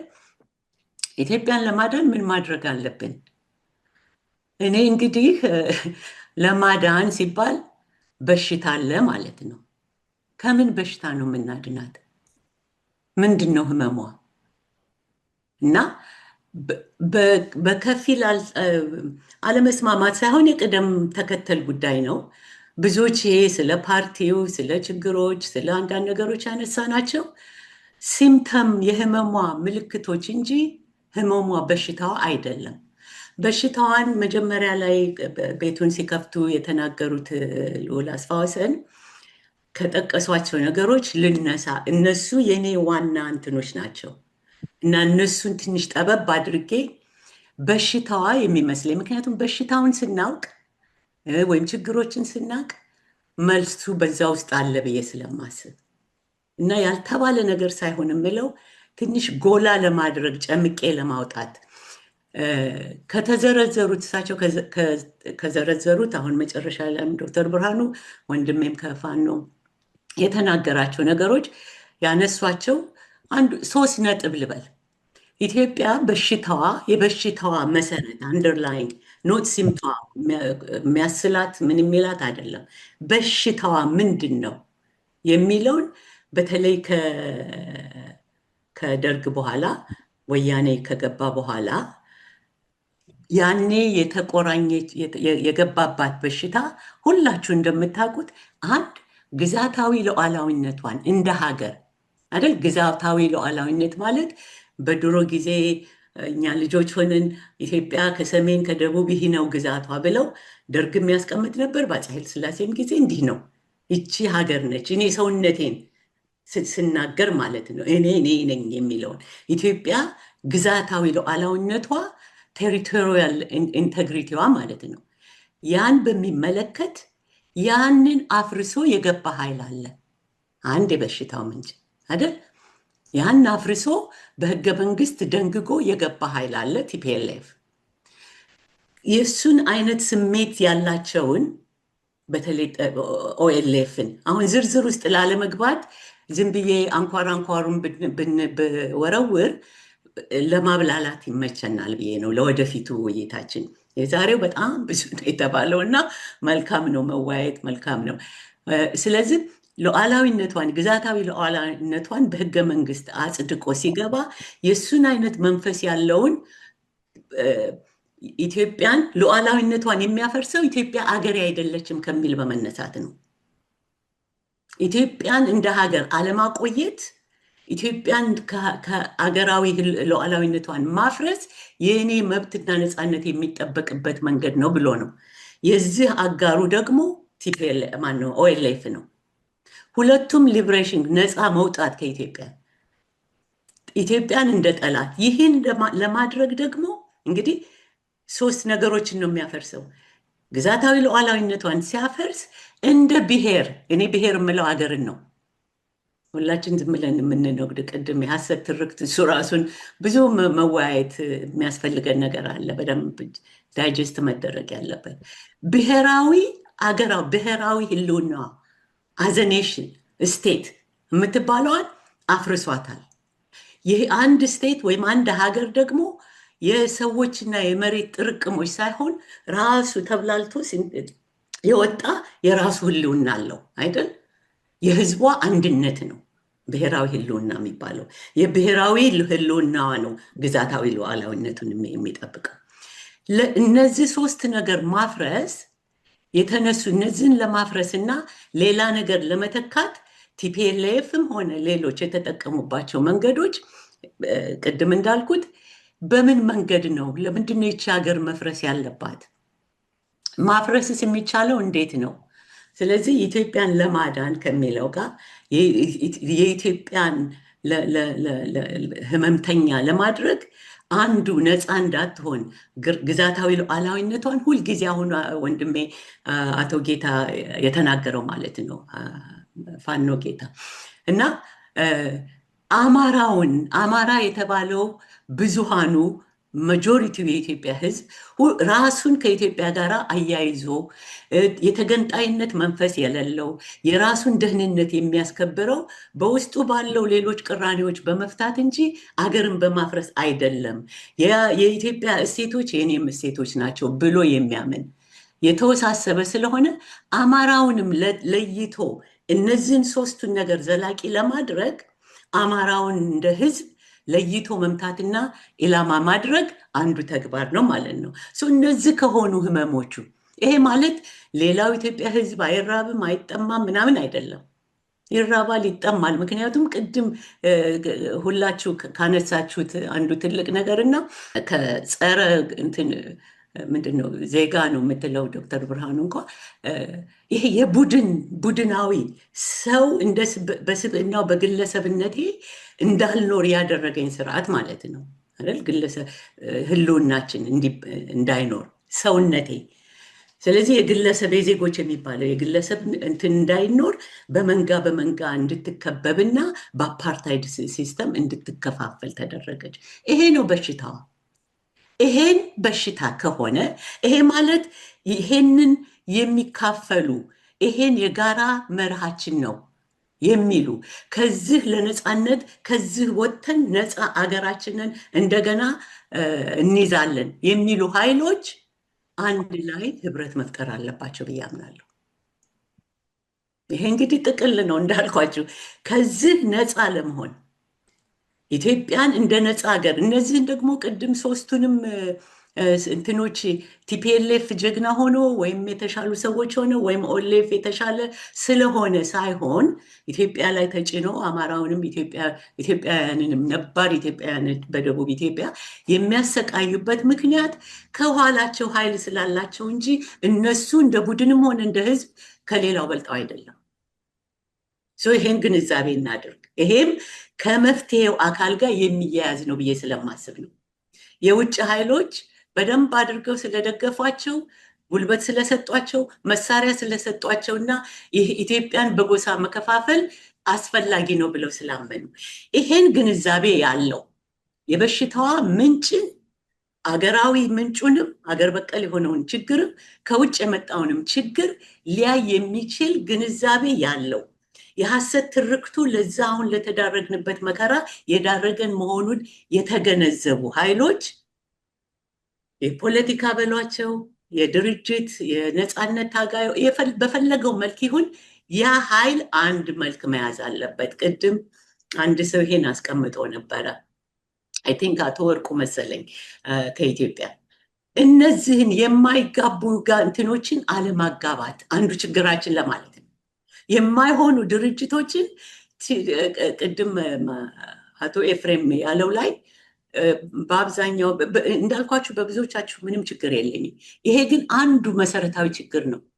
የችግሩ መንስኤ የችግሩ አመንጪ የችግሩ አፍላቂ የሆነ ኃይል የችግሩ መፍትሄ አይሆንም። ይሄን እነ ኦኤልኤፍ እነ ሊብሬሽን ፍሮንት ያ ደግሞ ኮምፕሮማይዝ ማድረግ ማለት አይደለም። እንትን እንድትሉልኝ በጣም ከሚገባው በላይ ኮምፕሮማይዝ ያደረገ ትግል ነው። 30-40 ዓመት ይሄድ ነው። ኢትዮጵያ ትገንጠል ትጥፋ፣ ኢትዮጵያ ከላይ ላይ ትውረድ፣ ቲፒኤልኤፎችም ጸረ ኢትዮጵያ ፕሮፓጋንዳቸውን ሲያደርጉ አሁንም ከነሱ ጋር ኢንክሉዲንግ አብይ ማለት ነው። አብይም ይጨመር ማለት ሪሊ ሌላ ቅድም አቶ በትሩ ላልከው ምን አይነት ማይንድ ሴት እና ሳይኮሎጂካል ሜካፕ ነው እንዲህ ይሄን ሊያስመርጠን የቻለውን የሚል ውይይት ያስፈልገናል። ራሱን የቻለ አይደል? ምክንያቱም ጠላትህ አያድንህም። የመጠላላት ሳይሆን ይሄንን ሼርድ የሆነውን ኮመን የጋራ ፍላጎታችን የጋራ ሂደትን ይፈጥራል፣ የጋራ አውትካምን ይፈጥራል። አንድ ሀገር እንድትሆን የምንፈልግ ከሆነ አንድ ሀገር እንድትሆን ከማይፈልገው ወይም በሁለተኛ በሶስተኛ ደረጃ አማራጭ አድርጎ ይዞ ከመጣ ኃይል ጋራ ህብረት በመፍጠር ነው እስከዛሬ ድረስ ከፓሪሱ ኮሚዩን በሉት ኮሚዩን አይደለም ከፓሪሱ ዋቴቨር ስብሰባ ጀምሮ በየጊዜው ይሄን እናደርጋለን። አንዱ ትልቁ ኳሊቲ እንትናችን ጥሩ ነገራችን የኢትዮጵያን ጥያቄ የሀገራችን ጥያቄ አለመተዋችንና ህብረት ማስፈለጉን ማወቃችን ነው። የዚሁ አኳያ ደካማ ጎናችን ከዛው ስር ከመሽከርከር አልወጣንም። የሚመስለን ኮምፕሮማይዝ በማድረግ የጠላትህን የማይመስልህን ነገር ጋራ ዩናይት በማድረግ እምንድን ይመስለናል። ከዛን ጊዜ ጀምሮ ቅድም ለተባሉት እነ ኦኤልኤፍ እንደውም ለዚህ ነው የወንድሜ ኤፍሬምን እንትን ጥያቄ ውስጥ ያስገባሁት። አገራዊ ብሎ ባስቀመጣቸው ድርጅቶች ውስጥ እነ ኦኤልኤፍ አሉ። ኦሮሞ ሊብሬሽን ፍሮንት የኦሮሞ ህዝብ ነፃ አውጪ ከማ በማ ላይ እነዚህ ሁሉ መታየት ያለባቸው ናቸው። ይሄ ኮምፕሮማይዝ አይደሉም። ነን ኔጎሽብል የሆኑ ነገሮችን ቅድም ያልኩት ሶስቱን ዋና ነገሮች ከያዝን በኋላ ለስትራቴጂክ የትግል ዘዴያችን ለአካሄዳችን በመሳሪያ ነው፣ በጦር ነው፣ በተቋሞች ነው፣ በተለያየ መንገድ አኮሚዴት እየተደራረግን ኮምፕሮማይዝ እያደረግን መቀጠል እንችላለን። ግን ዋናውን ነገር ማዳን የምንፈልጋትን አገር ጥያቄ ውስጥ አስገብተን ለማዳን መሞከር በጣም ትልቅ ስህተት ነው ብዬ ነው። ከችግር አያወጣንም።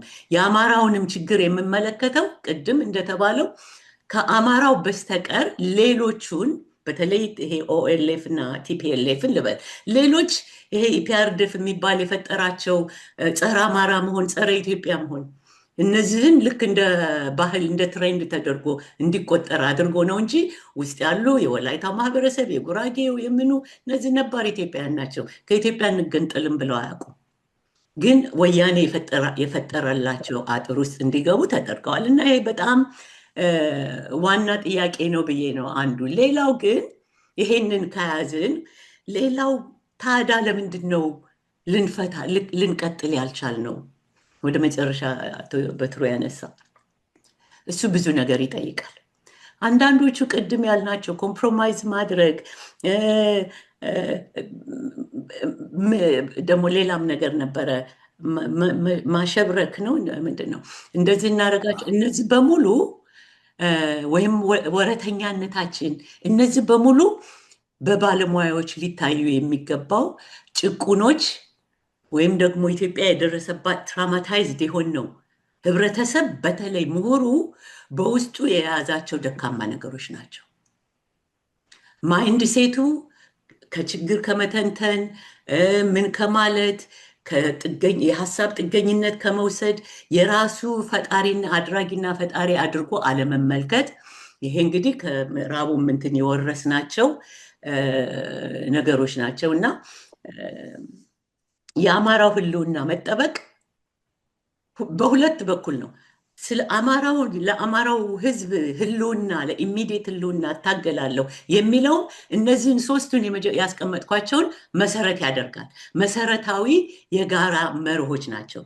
በኢትዮጵያዊነትም አማራውም ይሁን ሌላው ኢትዮጵያን እናድናለን የሚለው ይሄው መሰረቱ ናቸው። ሁለቱ ሊጋጩ አይችሉም። መድረሻቸው አንድ ነውና ግን በውስጡ የመገንጠል መንፈስ ለምሳሌ ብዙዎቻችን አይ ብሶት አለ ብሔር እንደዚህ ቅድም የተነሳ ነገር አለ። እንደው ስታስቡት በፈጠራችሁ ኢትዮጵያ ውስጥ ሴቶች ይጨቆናሉ አይደል? በጾታ በምንትስ በተለይ አሁን በሁሉ ነገር ጭቆና አለ። የመደብ ጭቆና አለ። እሱ ሁሉ ተረሳ። ጀስት በጎሳ በመንጋ ስለምናስብ የሴቶች ጭቆና አለ ብዬ እኔ አገር ይፍረስላለሁ እንዴ? አይፈርስም። መጠየቅ ያለብኝ የራሴን መብት የማስጠብቅበት ድርጅታዊ ጠንካራ ድርጅት ፈጥሬ የመፈጸም ነው። ለመደምደም ያህል ይሄን ሁሉ ሊያደርግ የሚችል ቅድም የጠቢባን ብለሃል። ግን የፈለገው ይሁን በኢትዮጵያዊነትም በአማራነትም የተለያዩ ድርጅቶችን ዝም ብሎ እንደ ኮኦሊሽን ማምጣት በውስጣቸው ተቃራኒ ነገር የያዙትን ሳይሆን አንድ ምክር ቤት እነዚህን ነገሮች ሊያስፈጽም የሚችል ኃይል መኖር አለበት። ድርጅታዊ ኃይል ይሄ ለነፃነት የሚያበቃል ኢትዮጵያን እንደ ሀገር የሚያድናት። ከዛ በኋላ ነው በሁለተኛ ደረጃ ቅድም ያላችሁት የዲሞክራሲ ጥያቄ የፍትህ የርትዕ ይመጣል።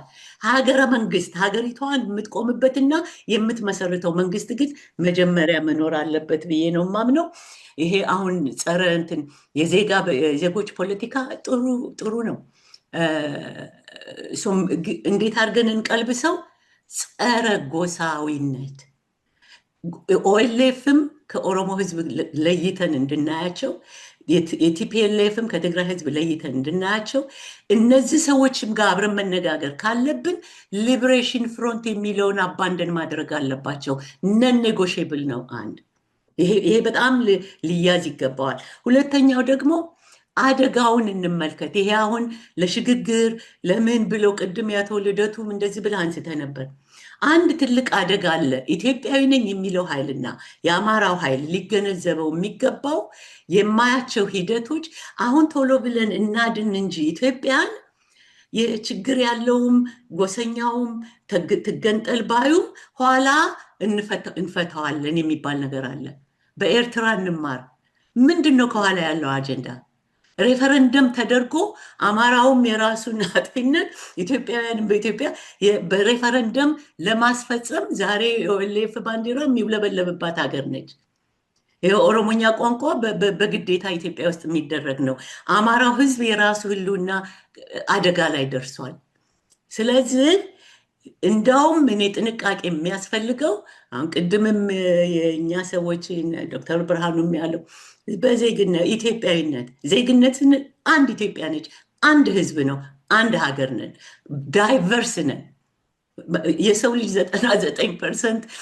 99.9% አንድ ነው በዲኤንኤው። ያቺ አንድ እንትናችን ደግሞ ዩኒክ ፐርሶናሊቲ ይሰጠናል። ስለዚህ እኛ ኢትዮጵያውያን አንድ ህዝብ ነን። አገር አንድ ህዝብ ነው።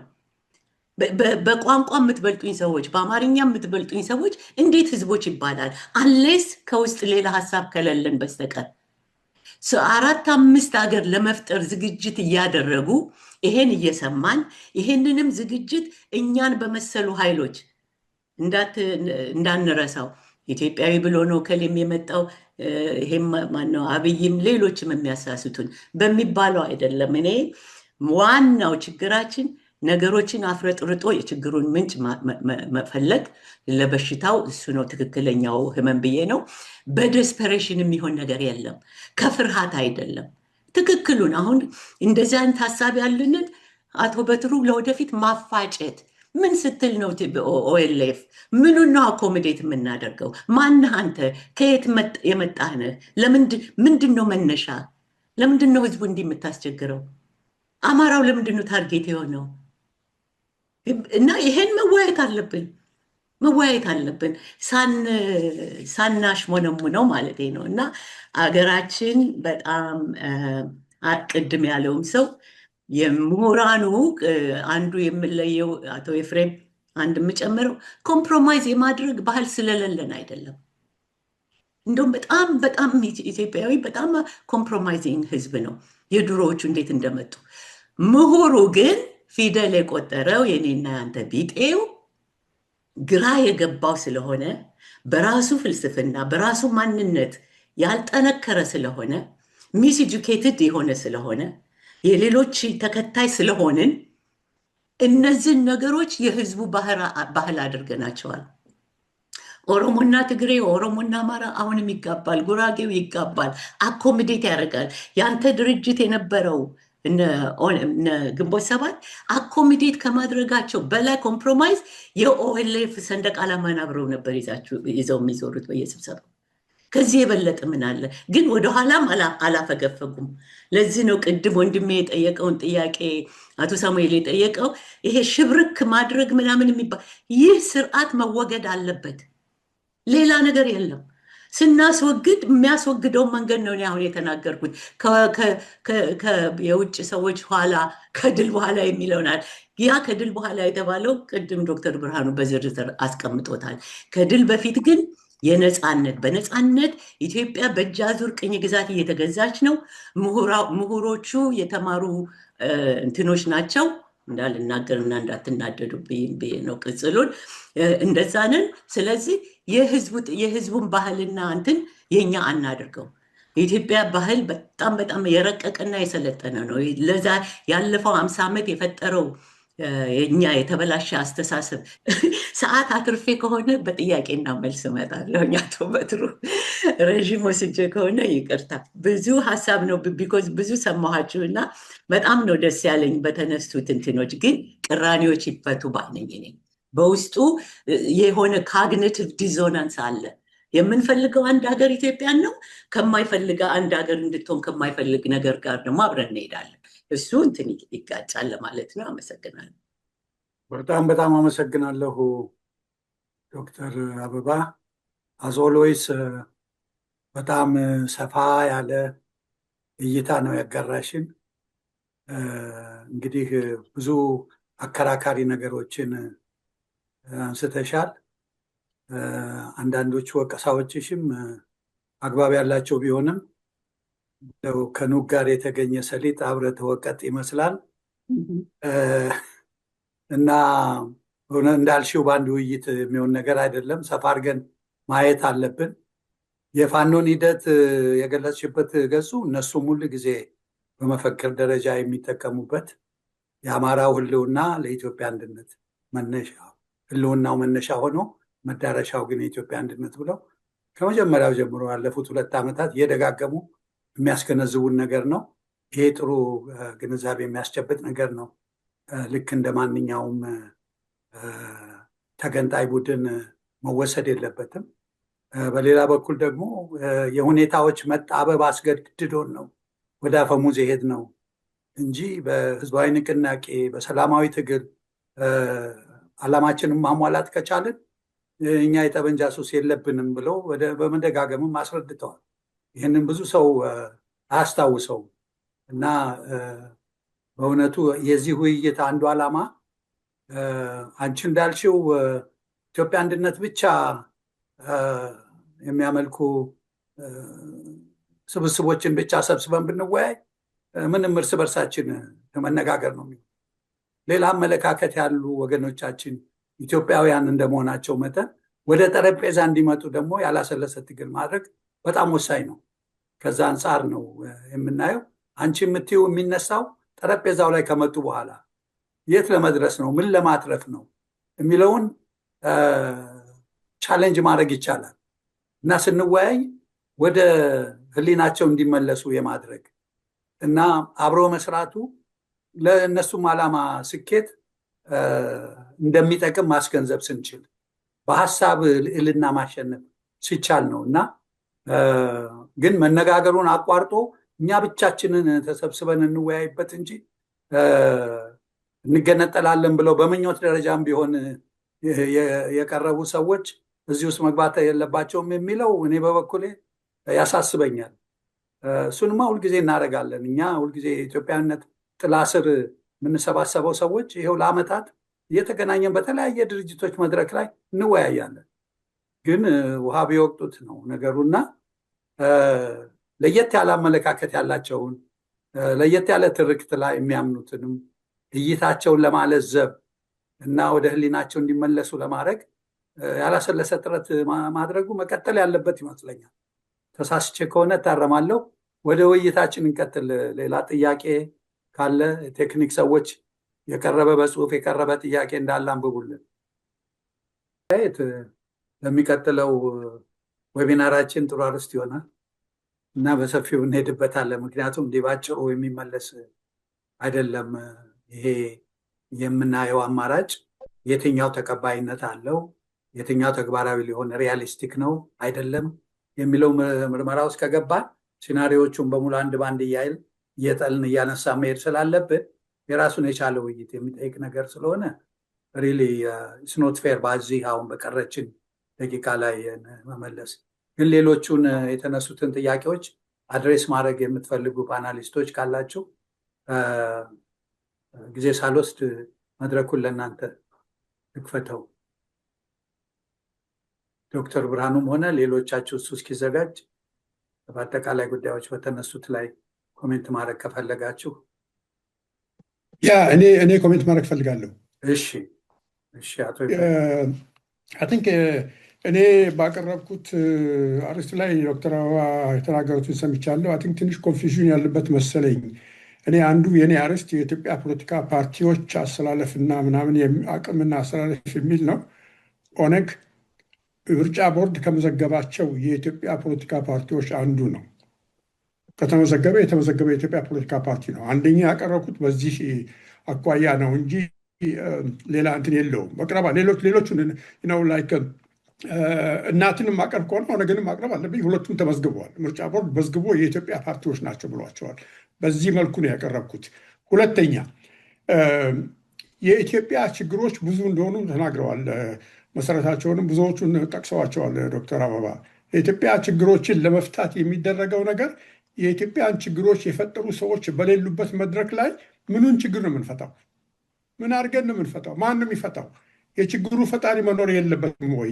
እስካሁንም ድረስ እኮ አንዱ እኔ በዚህ በዲያስፖራ ውስጥ የተደረገው ብዙ የፖለቲካ ስብሰባዎች እና ብዙ ውይይቶች ላይ ተካፍያለሁ። እኛው ራሳችን አንድ ካምፕ ውስጥ ያለን ሰዎች ችግሩን እናያለን። አንድ ካምፕ ውስጥ ያለን ሰዎች ብቻችንን ተሰብስበን የኢትዮጵያን ችግሮች ለመፍታት እንሞክራለን። ከኢትዮጵያ እንገንጠል ብሎ የተነሳ ኃይል ካለ ያ ኃይል እንዳይገነጠል ከዛ ኃይል ጋር ከመነጋገር ውጭ ሌላ ምንድን ነው ማድረግ ያለብን? ወይስ እንዋጋ ነው የምንኖረው? ኦነግ ለምሳሌ ከኢትዮጵያ ገነጠላለሁ የሚል ስሙ ላይ አለበት፣ ህዋትም አለበት። ህዋትና ኦነግ ስማቸውን እንዲቀይሩ የምንፈልግ ከሆነ መነጋገር የለብንም? ቁጭ ብለን መደራደር የለብንም? ቁጭ ብለን የችግር ፈጣሪዎች ባሉበት ከኢትዮጵያ እንገንጠል የሚሉ ኃይሎች አሉ። የኢትዮጵያን የወደፊት ከብሔር ፖለቲካ ውጭ የማያዩ ኃይሎች አሉ። የኢትዮጵያን የወደፊት ከዜጋ ተኮር ፖለቲካ ውጭ የማያዩ ኃይሎች አሉ። እነዚህ ሁሉና ሌሎችም ችግር ፈጣሪዎች አንድ ላይ ቁጭ ብለው የኢትዮጵያን ችግር የማይፈቱ ከሆነ የችግሩን ፈጣሪዎች አስወግደን እኛ ብቻችንን ቁጭ ብለን የምንዋየው ማንን? እኛ። ይሄ ብዥታ ሪሊ መወገድ አለበት። ታንኪዩ። ይሄ ዶክተር አበባ በጣም የሚስማማት ይመስለኛል። ያነሳው ጥያቄ የስነ ልቦና ምሁር ስለሆነች እሷ መጀመሪያ በጭታውን ወንበር ላይ አስቀምጣ ነው የምታስለፈልፈው። ከዛ በኋላ ነው ወደ መፍትሄ የምትሄደው። ልክ ነው። በሌላው ጥያቄ ላይ ኮሜንት ላድርግ። ብዙ ጊዜ ኮንፊውዥን ይነሳል፣ ግን አንተም ገልጸኸው ነበር አቶ በትሩ፣ ዶክተር ብርሃኖም፣ የአቶ ማነው ከሜዳም ከፋኖም ወንድማችን የአማራውን ጥያቄ ለሚለው ነው። አማራውም እንደሌላ ጎሳ ተደራጅቶ የለም ወይ የሚለው በምን አማርኛ እንደምንናገረው አይገባኝም። አማራው በጭራሽ ፍላጎትም የለውም።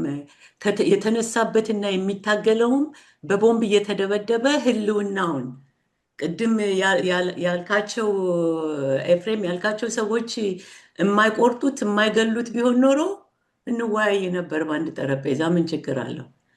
ይሄ ችግር ኢትስ ቬሪ ኤግዚስተንሽል ሲባል እኮ በቃ የመጨረሻ የህይወት የፖለቲካ ጥያቄም አይደለም። ያ ስለሆነ አማራው ራሱን ለመከላከል ከጥቃት መደራጀት አለበት። የሚጠቅመው ደግሞና ልዩ የሚያደርገው እኔ የምጋብዘው ሌሎች ደግሞ እንደ አማራው እኔ ጉራጌ ነኝ፣ እኔ ወላይታ ነኝ፣ እኔ ካምባታ ነኝ፣ እኔ ሶማሌ ነኝ፣ ለኢትዮጵያ ፋኖ እንደሚለው አማራው እንደሚለው እንደዛ እንዲሉ እንደዛ ካሉ በኋላ አንድ ጠረጴዛ ዙሪያ ላይ ሆነን ኢትዮጵያ ምን አይነት መንገድ ተያዝ ምን አይነት የሚል ውይይት ማድረግ እንችላለን።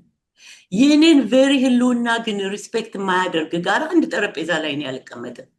አበባ ብትሞችም ብትኖርም ግደለም እንወያይበት የሚለኝ ጋር አልቀመጥም። ይሄ ያንን እንትን መስመር ለማስመር ነው። ሁለተኛ ደግሞ ውይይት ሌላ ነው። እኔ ለውይይት ከማንም ጋር መወያየት እንችላለን። አሁን እንዳልከው ቅድም አቶ በትሩም እንዳልከው እንደውም እፈልጋለሁ እኔ ኦኤልኤፎችም ጋር ቲፒኤልኤፍም ጋር ምን ሆናችሁ ነው? ምን ነክቷችሁ ነው? ከምን ተነስታችሁ ነው እንደዚህ ጸረ ኢትዮጵያ ለመሆን የበቃችሁት? ከምን ተነስታችሁ ነው አማራውን እንዲህ አይነት ትርክት ቅድም ቀርቧል የትርክቶች ብዬ መወያየት እና ማወቅ በጣም ፍላጎቴ ነው። አሁን አንተ እንዳልከው ለትግል ግን በምንዘጋጅበት ህብረት ለሚነው ነው። እኔ ዳያስፖራ የሚለውን ቃልም ባልወድ በውጭ ሀገር የምንገኝ ኢትዮጵያውያን በኢትዮጵያዊነትም ይሁን በአማራነት በኢትዮጵያዊነት ለምሳሌ ሁሉን ያቅፋል። ሁሉን ኢትዮጵያዊ በነዚህ ሉዓላዊነቷ ላይ መሰረት ያደረጉ ቅድም ባልኩት ኢትዮጵያ እንደ ሀገር እንድትቀጥል እፈልጋለሁ። እሱ አይነካብኝም። ከዛ በታች ባለው ግን እንወያይ። የትግላችን ስልት ይቀየር። ይሄን ማለት እንችላለን። እኔ በጣም እንደውም ውይይቱ አንዱ ትልቁ ችግራችን ሁልጊዜ በሞራል በምናምን ስለሚታለፍ ነው። የሚገርም አይ እንደዚህ ነው ይሄ ሌላውም እኮ ተጨቁኗል ምናምን የሚል የልጆች ንትርክ ነው። ቁጭ ብለን እንደ ምሁር እንደውም ለዚህ ነው እኛን ክሪቲሳይዝ የማደርገው እኛን የምንወቅሰው ሸፋፍነን ነው የምንሄደው እና ግልጥልጥ አድርገን እንነጋገር። ምን ችግር ነው ያለው? ምን ብሶት ነው? ቅድም እኮ አልኩ ሴቶች ተጨቆኑ ብዬ ኢትዮጵያ ትገንጠል አልልም። መብቴን ለማስከበር ግን በኢትዮጵያ ፖለቲካ ውስጥ በሀገራዊ መብቴ ነውና እታገላለሁ። ይሄን የሚሉ ኦኤልኤፎች፣ ቲፒኤልኤፎች እኛ ኢትዮጵያውያን ነን ከኢትዮጵያ ውጭ።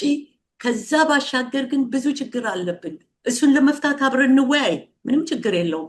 ለምንሄድበት ነገር ግን ነፃነት ለማምጣት ለሚፈለግበት ነገር ግን መንገዱ ላይ ሁልጊዜ እንደሆን ነው። ቅድም ራስ ብለዋል። ውሃ ቅዳ ውሃ መልስ ነው። ሁልጊዜ ያውነን እና የማይሰራ ነው። እስካሁን ድረስ ያየናቸው ድርጅቶች የማይስማሙ ድርጅቶች ናቸው። በውስጣቸው አማራውን ጨቋኝ ነው ብሎ የሚያስብ ሰው የአማራው ነፃ አውጪ ሊሆን አይችልም። ይህን በስልጣን ላይ ያሉትን ብቻ አይደለም። ውይይት ሌላ ነው፣ ግን በህግ የሚጠየቁ ሰዎች ወንጀለኛ ሰዎች ጋር ቁጭ ብዬ አንወያይም። የአብይ ስርዓት መወገድ ያለበት እንጂ አካል መሆን የለበትም። የዚህ አይነት ስታንድ ሲኖረን፣ አሁን ላልከው ስነ ልቦናዊ የዚህ አይነት ስነ ልቦናዊ ጥንካሬ ሲኖረን ትግላችን ደግሞ የሰመረ ነው የሚሆነው። ሌሎች ደግሞ ወደ ጠረጴዛው ይመጣሉ። እንደውም ምክንያቱም ማጆሪቲው ኦሮሞ ህዝብ፣ ማጆሪቲው የትግራይ ህዝብ ይህን ሴንቲሜንት የሚካፈል ነው።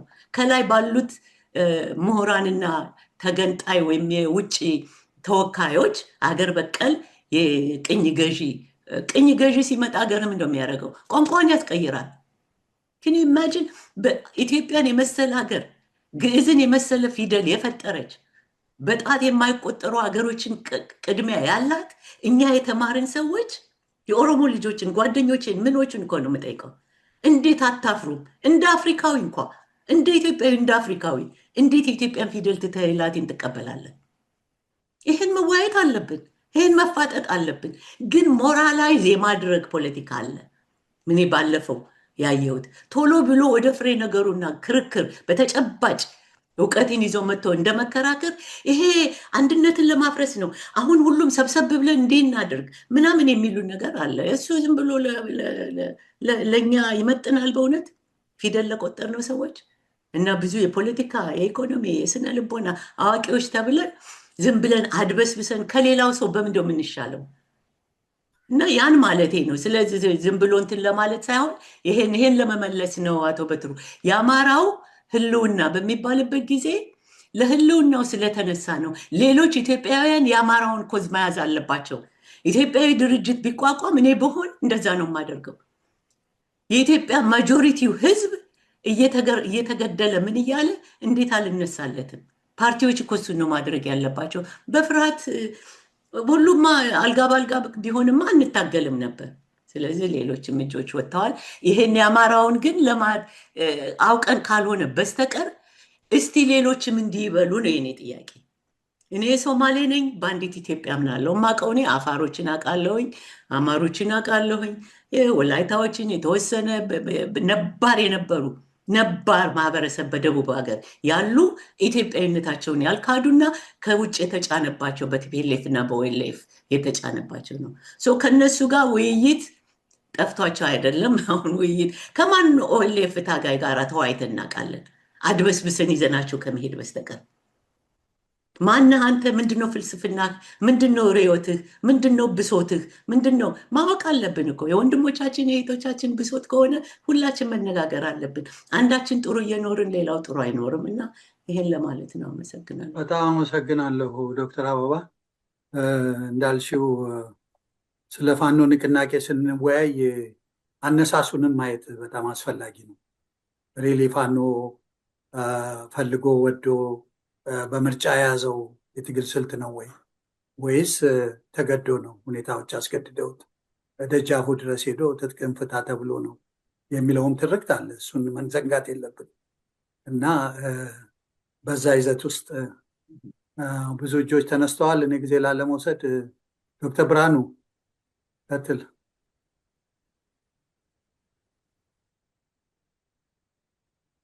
እሺ፣ በጣም አመሰግናለሁ። እኔ አንድ ደቂቃ ይበቃኛል። በእኔ ባቀረብኩት የፍኖተ ካርታ ሀሳብ አንድ ሁለት ጥያቄዎች ስለተነሱ ነው። ሶስት ችግሮች አጋጠሙን። ይሄ መንግስት በውስጥ ባለው ቅራኔም ሆነ በውጭ ግፊት ቢገረሰስ አገሪቱ የት ትደርሳለች እንዳትፈራርስ ማነው ተረካቢው የሚለው ጥያቄ አፍጦ መጣ እና ይህን ጥያቄ ለመመለስ 3 ነገሮች ያስፈልጋለዋል። አንደኛ ድርድር ያስፈልጋላል። ፖለቲካል ሴትልመንት ያልነው ያገባኛል በሚሉ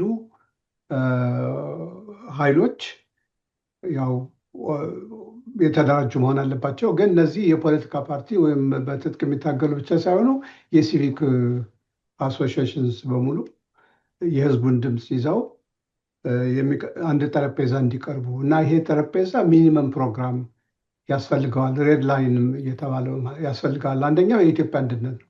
በኢትዮጵያ አንድነት ላይ ጥያቄ ማስገባት አይቻልም። ሁለተኛ በዜጎች እኩልነትና ሉዓላዊነት ምንም ጥያቄ ማስገባት አይቻልም። በህግ የበላይነት በእነዚህ እንኳ 3ቱ ከተስማሙ የመገደል ጥያቄ ይዘው የተነሱ ያንን ወደ ጎን አድርገው እሺ በዚህ ውይይትና ድርድር ጉባኤ ላይ ብሔራዊ ጉባኤ ላይ እንሳተፋለን ብለው ከመጡ ካለምንም ጥያቄ እንዲሳተፉ ኢትዮጵያዊ ስለሆኑ የተለየ ሀሳብ ስላላቸው ሳይሆን ኢትዮጵያዊ ስለሆኑ ይህ አንዱ ነው። ሚኒመም ፕሮግራሙ ምንድን ነው የሚለው። ሁለተኛው የመንግስት መሰረታዊ አገልግሎቶች እንዳይስተጓጎሉ ኮንቲኒዊቲ እንዲኖር የባላደራ መንግስት ያስፈልጋል ተባለ።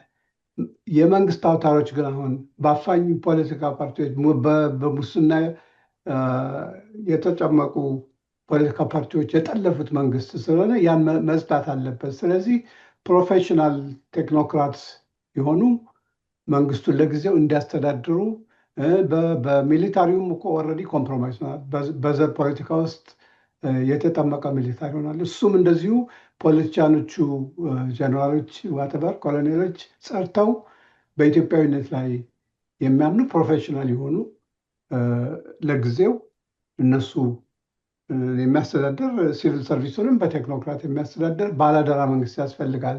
ገለልተኛ የሆነ ፖለቲካ ገለልተኛ የሆነ የሚል ሁለተኛው ሪኳርመንት ነው። ሶስተኛውና ከባዱ ኦኬ ስምምነቶች ይመጣሉ በጠረጴዛ ዙሪያ። ያንን ግን በስራ ኢንፎርስ የሚያደርገው ማን ነው?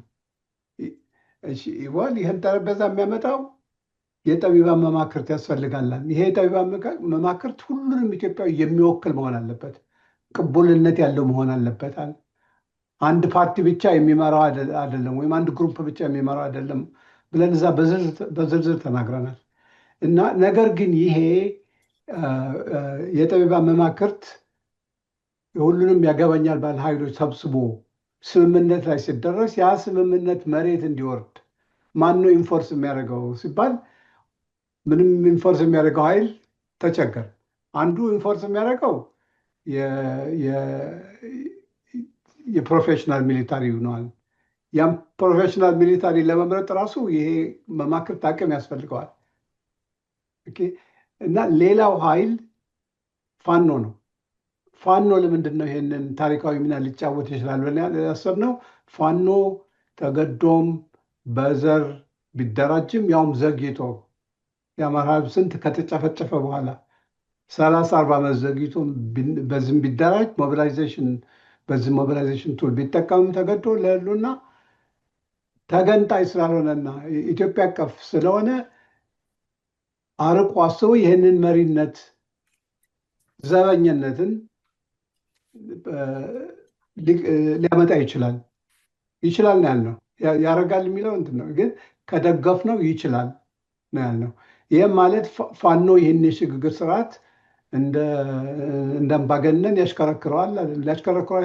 እኛ ማንም አንድ ኃይል ሊያሽከረክር አይገባም ነው የሚለው። ይሄ የዲሞክራሲ ሽግግር ሊሆን አይችልም። ነገር ግን ፋኖ የአማራውን ጥቅም ያስጠብቃል። ሌሎችም ደግሞ የራሳቸውን ህዝብ የሚሉትን ጥቅም ይዘው መጥተው እዛ ላይ ኔጎሽዬሽኑ ላይ እንዲከበርላቸው ያ ጥቅም ይታገላሉ።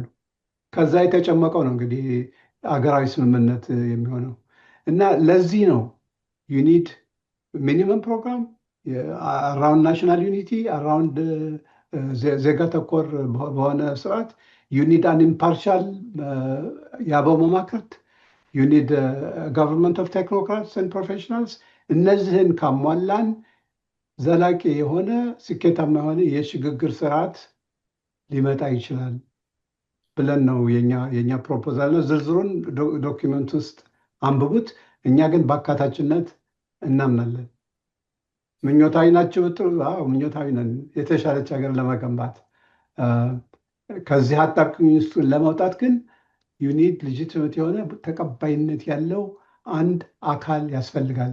ያንን አካል ነው እንግዲህ መማክርት የአበው መማክርት የማው መማክርት ብለን ሁሉንም የሚያካትት ሁሉንም የሚወክል አካል አሁን ማደራጀት እንጀምር፣ ስም መጠቆም እንጀምር፣ ያሰራሩን ነገር እንጀምር። ዞሮ ዞሮ የኢትዮጵያ ሕዝብ ነው የሚያሰካው የሚቀበለው፣ ግን ተዘጋጅተን እንጠብቅ እንጂ መንግስት እስኪገረሰስ ድረስ ጠብቀን መጨረሻ ሰዓት ለአገሪቱን ልናድናት አንችልም በሚል እሳቤ ነው። እሱን ለመጥቀስ ነው። ጨርሻለሁ። በጣም በጣም አመሰግናለሁ ዶክተር ብርሃኑ። ስህተታችንን አንድገም ነው በአጭር ቋንቋ እያለ ያለው። ደርግ የመጣ ጊዜ የሆነውን ሁላችሁም የምታስታውሱ ይመስለኛል። ተራማጅ ነን የሚሉት ወይንም የለውጥ አቀንቃኝ የነበሩት ኃይሎች እርስ በርሳቸው መጋጨት ሲጀምሩ በመኢሶንና በኢህአፓ መካከል መገዳደል ሲጀመር ነው ወታደሩ መሀል ገብቶ ስልጣኑን የጨበጠውና ሪሊ እንዲህ አይነት ስርዓት አልበኝነት አደገኛ ነው። ሀገራችን በተለይ ባለፉት 30 ዓመታት ይሄ በዘውግ የመደራጀት አባዜ ከመጣና አንዳንዱ እኮ ክልል ማዕከላዊ ጦር ኃይሎችን የሚወዳደር ኃይል እኮ እየገነባ ነው። ያየነው አይደለም እንዴ? እና በዛ መካከል ላይ በመሀል ማዕከላዊ እንትኑ ቢፈርስ ምን አይነት ኪዮስ ነው የሚፈጠረው?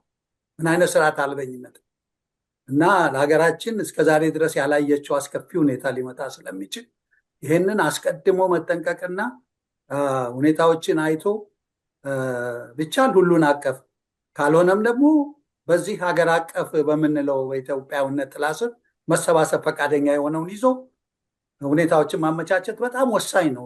ለነገ የሚባል ነገር አይደለም፣ ቅንጦት አይደለም። ዲሞክራሲው ምኑ በኋላ ሊመጣ ይችላል። እኔ እንኳን ለመናገር አልፈለኩም ነበር፣ ግን ውይይቱ ደስ አለኝና በተለይ የዶክተር አበባ ትንተና በጣም ነው የተስማማኝና የአቶ ጌታ አይ ቲንክ የምንወያየው የተለያየ ቦታ ላይ ሆኖ ነው እንጂ ወደ አንድ ቦታ ይሄዳል። ግን አንድ ነገር አለ። በጎሳ ፖለቲካ ላይ ተመስርተው የሚታገሉ ኃይሎች በእውነት እኛ ስለምንለው ነገር ስለማያውቁ ነው። ያውቃሉ። እነሱን በውይይት እንመልሳለን። እስካሁን ሳይሞከር የቀረ አይመስለኝም። ኢቭን ኢትዮጵያዊነት እንኳን በተለያየ መድረክ ሞክሯል፣ ቋንቋን በሚመለከት ሌሎችንም በሚመለከት። ግን እነሱ የራሳቸው አቋም ነው። ኢትዮጵያዊነታቸውን አይወዱም። እነሱን ጠረጴዛ ዙሪያ ላይ አስቀምጠን ብናወያይ የሆነ የፖለቲካ ኤጅ የሚያገኙ እስካስመሰላቸው ጊዜ ድረስ ከኛ ጋር ቁጭ ብለው የሚወያዩም የዛም አፒታይቱ ያላቸው አይመስለኝም። እና አሁን ዜጋ ተኮር የሆነው የሚታገለው ኃይል አፐር ሃንድ እስከሌለው ጊዜ ድረስ በሚሊተሪ በፖለቲካ ጥሩ ሶሻል ቤስ ከሌለው ጊዜ ድረስ ጠረጴዛ ላይ ቁጭ ብሎ ለመወያየት ቢሞክር እኮ ዞሮ ዞሮ እነሱ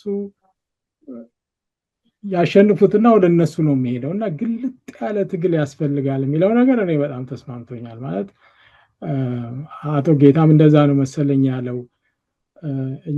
እኛ ጋር አብሮ መስራት የሚባል ነገር የለም። በቃ ግልጥ ባለ መልክ እኛ ኢትዮጵያን የሚፈልግ አማራውን የማያጠቃ ሁሉንም እኩል የሚያይ ስርዓት ማምጣት አለብን ብለው የሚታገሉበት ጊዜ ይሄ ኮምፕሮማይዝ መደራረግ የሚባል ነገር መኖር የለበትም። እኔ ይሄ ነገር ተስማምቶኛል። እስካሁን ያ ሳይደረግ ቀርቶ አይደለም። ምክንያቱም ያ በጣም የጎሳ ፖለቲካ ላይ የሚያተኩሩት እጅግ ጡንቻቸው ከመፈርጠሙ የተነሳ ሌላውን ያሟሙታል እንጂ እነሱ አይሟሙም። እና 35 ዓመት ሙሉ በተደጋጋሚ ተሞክሯል አብሮ ለመስራት። ሌሎቹን ያሟሟሉ ያፈርሳሉ እንጂ እነሱ እየፈረጠሙ ነው የሄዱት። አሁን እስኪ ሃርድ ላይን ወስደን ግን በደንብ አድርጎ ህዝብን ሞቢላይዝ አድርጎ መንቀሳቀስ ቢጀመር ምንድን ነው? እና አይ ቲንክ አንድ ጊዜ የስርዓት ለውጥ በሚኖርበት ጊዜ ዶክተር ብርሃኑ ያመጣቸው የፕሬዘንት ያደረጋቸው ነገሮች ትክክል ነው። መጀመሪያ የዜጋ ተኮር ፖለቲካ ላይ የሚያምኑ አፐር ሃንድ ካላቸው ሌላውን በጠረጴዛ ዙሪያ ቁጭ ብለን እንወያይ በሚሉበት ጊዜ ይሰማሉ፣ ይደመጣሉ፣ ምን ይላሉ። ፖለቲካ ውስጥ ይሄ መንግስተ ሰማያት የሚያስገባ ነገር አይደለም። ኢቭን ቤተክርስቲያንም ስንሄድ የፓወር ስትራግል አለ፣ በመንፈሳዊም አለ። በእነዚህ ሰዎች መልአክ አይደሉም፣ ምን አይደሉም። በቃ እስኪ እናንተ እስካሁን ለፍታችኋልና ኑ ቁጭ በሉና አብረን እንነጋገር ብሎ የሚል መንግስት የለም፣ የፖለቲካ ድርጅት ያለ የለም። የበላይነት ማሳየት ያስፈልጋል። በፖለቲካ የበላይነት ያስፈልጋል፣ በጉልበትም የበላይነት ያስፈልጋል። ያንን ለማግኘት ደግሞ ሃርድ ላይን ይዞ ጠንካራ እንትን አድርጎ መጓዝ ያስፈልጋል። 35 ዓመት ካሁን በኋላ የሚፈጅብን አይመስለኝም። 35 ዓመት ተሞከረ ይሄ በተለያየ አይነት መልኩና የዶክተር አበባን ሀሳብ በመደገፍ ነው። ጥርት ያለ ነገር ይሄ ገነጠላለሁ ብሎ የጀመረ መጀመሪያውኑ ለውይይት ሊቀርብ አይችልም። አቶት አይደለም፣ እያወቀ ነው ያን ነገር የሚያደርገው አይደል? ግን በኢትዮጵያዊነት ላይ የሚያምነውን ይዞ መቀጠሉ ጥሩ ነው የሚለው ነገር የሆነ መንፈሴን እንትን ስላለው ነው። አመሰግናለሁ። በጣም አመሰግናለሁ ዶክተር ጥበቡ። አውቆ የተኛም ቢቀሰቅሱት አይሰማም ነው የምትለን። ይገባኛል። እሱ ግን በሌላ በኩል ሾክን በሾክ የሚለው ነገር ምን ያህል ያስኬዳል? ኢትዮጵያስ ሪሊ በቂ መስዋዕትነት አልከፈለችም ወይ? በዚህ አጭር ጊዜ ውስጥ በሚሊዮን የሚቆጠር ወጣት መስዋዕትነት፣ የህይወት መስዋዕትነት ከፍሎ እንደገና ይህን ተገንጣውን ሁሉ ልኩን አሳይተን የኃይሉ ሚዛኑን ካስተካከልን በኋላ ሳይወዱ በግድ ወደ ውይይት ይመጣሉ የሚለው አመለካከት ሪሊ ያስኬዳል ወይ የሚለው ያሳስበኛል። ግን ሁሉንም ምዕራፍ ማየት ስላለብን፣ ሁሉንም አቅጣጫ መመርመር ስላለብን ያቀረባችሁት አስተያየት የሚያነጋግር ነው። በሚቀጥሉ ውይይቶች ላይ በሰፊው ልንሄድበት ይገባል። ይሄ ነው አንዱ ዓላማው እንዲህ አይነት ውይይት ማድረጋችን እና ከማን ጋር ምን ያህል መሄድ እንችላለን፣ እንዴት መስራት እንችላለን፣ ያ ደግሞ ማያስኬድ ከሆነ ምን አማራጮች አሉ የሚለውን በሆደ ሰፊነት በእውነቱ ምክንያቱም አንድ ሀገር ነች ያለችን፣ ሀገራችን አንድ ናት፣ ግን ልዩነታችን ደግሞ ጌጣችን ነው የሚለውን ብሂል ይዘን የሚታረቀውን ለማድረቅ ወደኋላ ማለት የለብንም። አካፋንም አካፋነ ለማለት መፍራት የለብንም። ስህተታቸውን እየነገር በእውነቱ ሀገር እንድትኖር የሚፈልጉ ከሆነ ለሁላችንም የሚጠቅመው አብሮ መሆኑ ነው የሚለውን መልእክት አበክረን በተቻለው መጠኑ በሚገባቸው ቋንቋ ለማስረዳት ያላሰለሰ ጥረት ማድረግ ያለብን ይመስለኛል።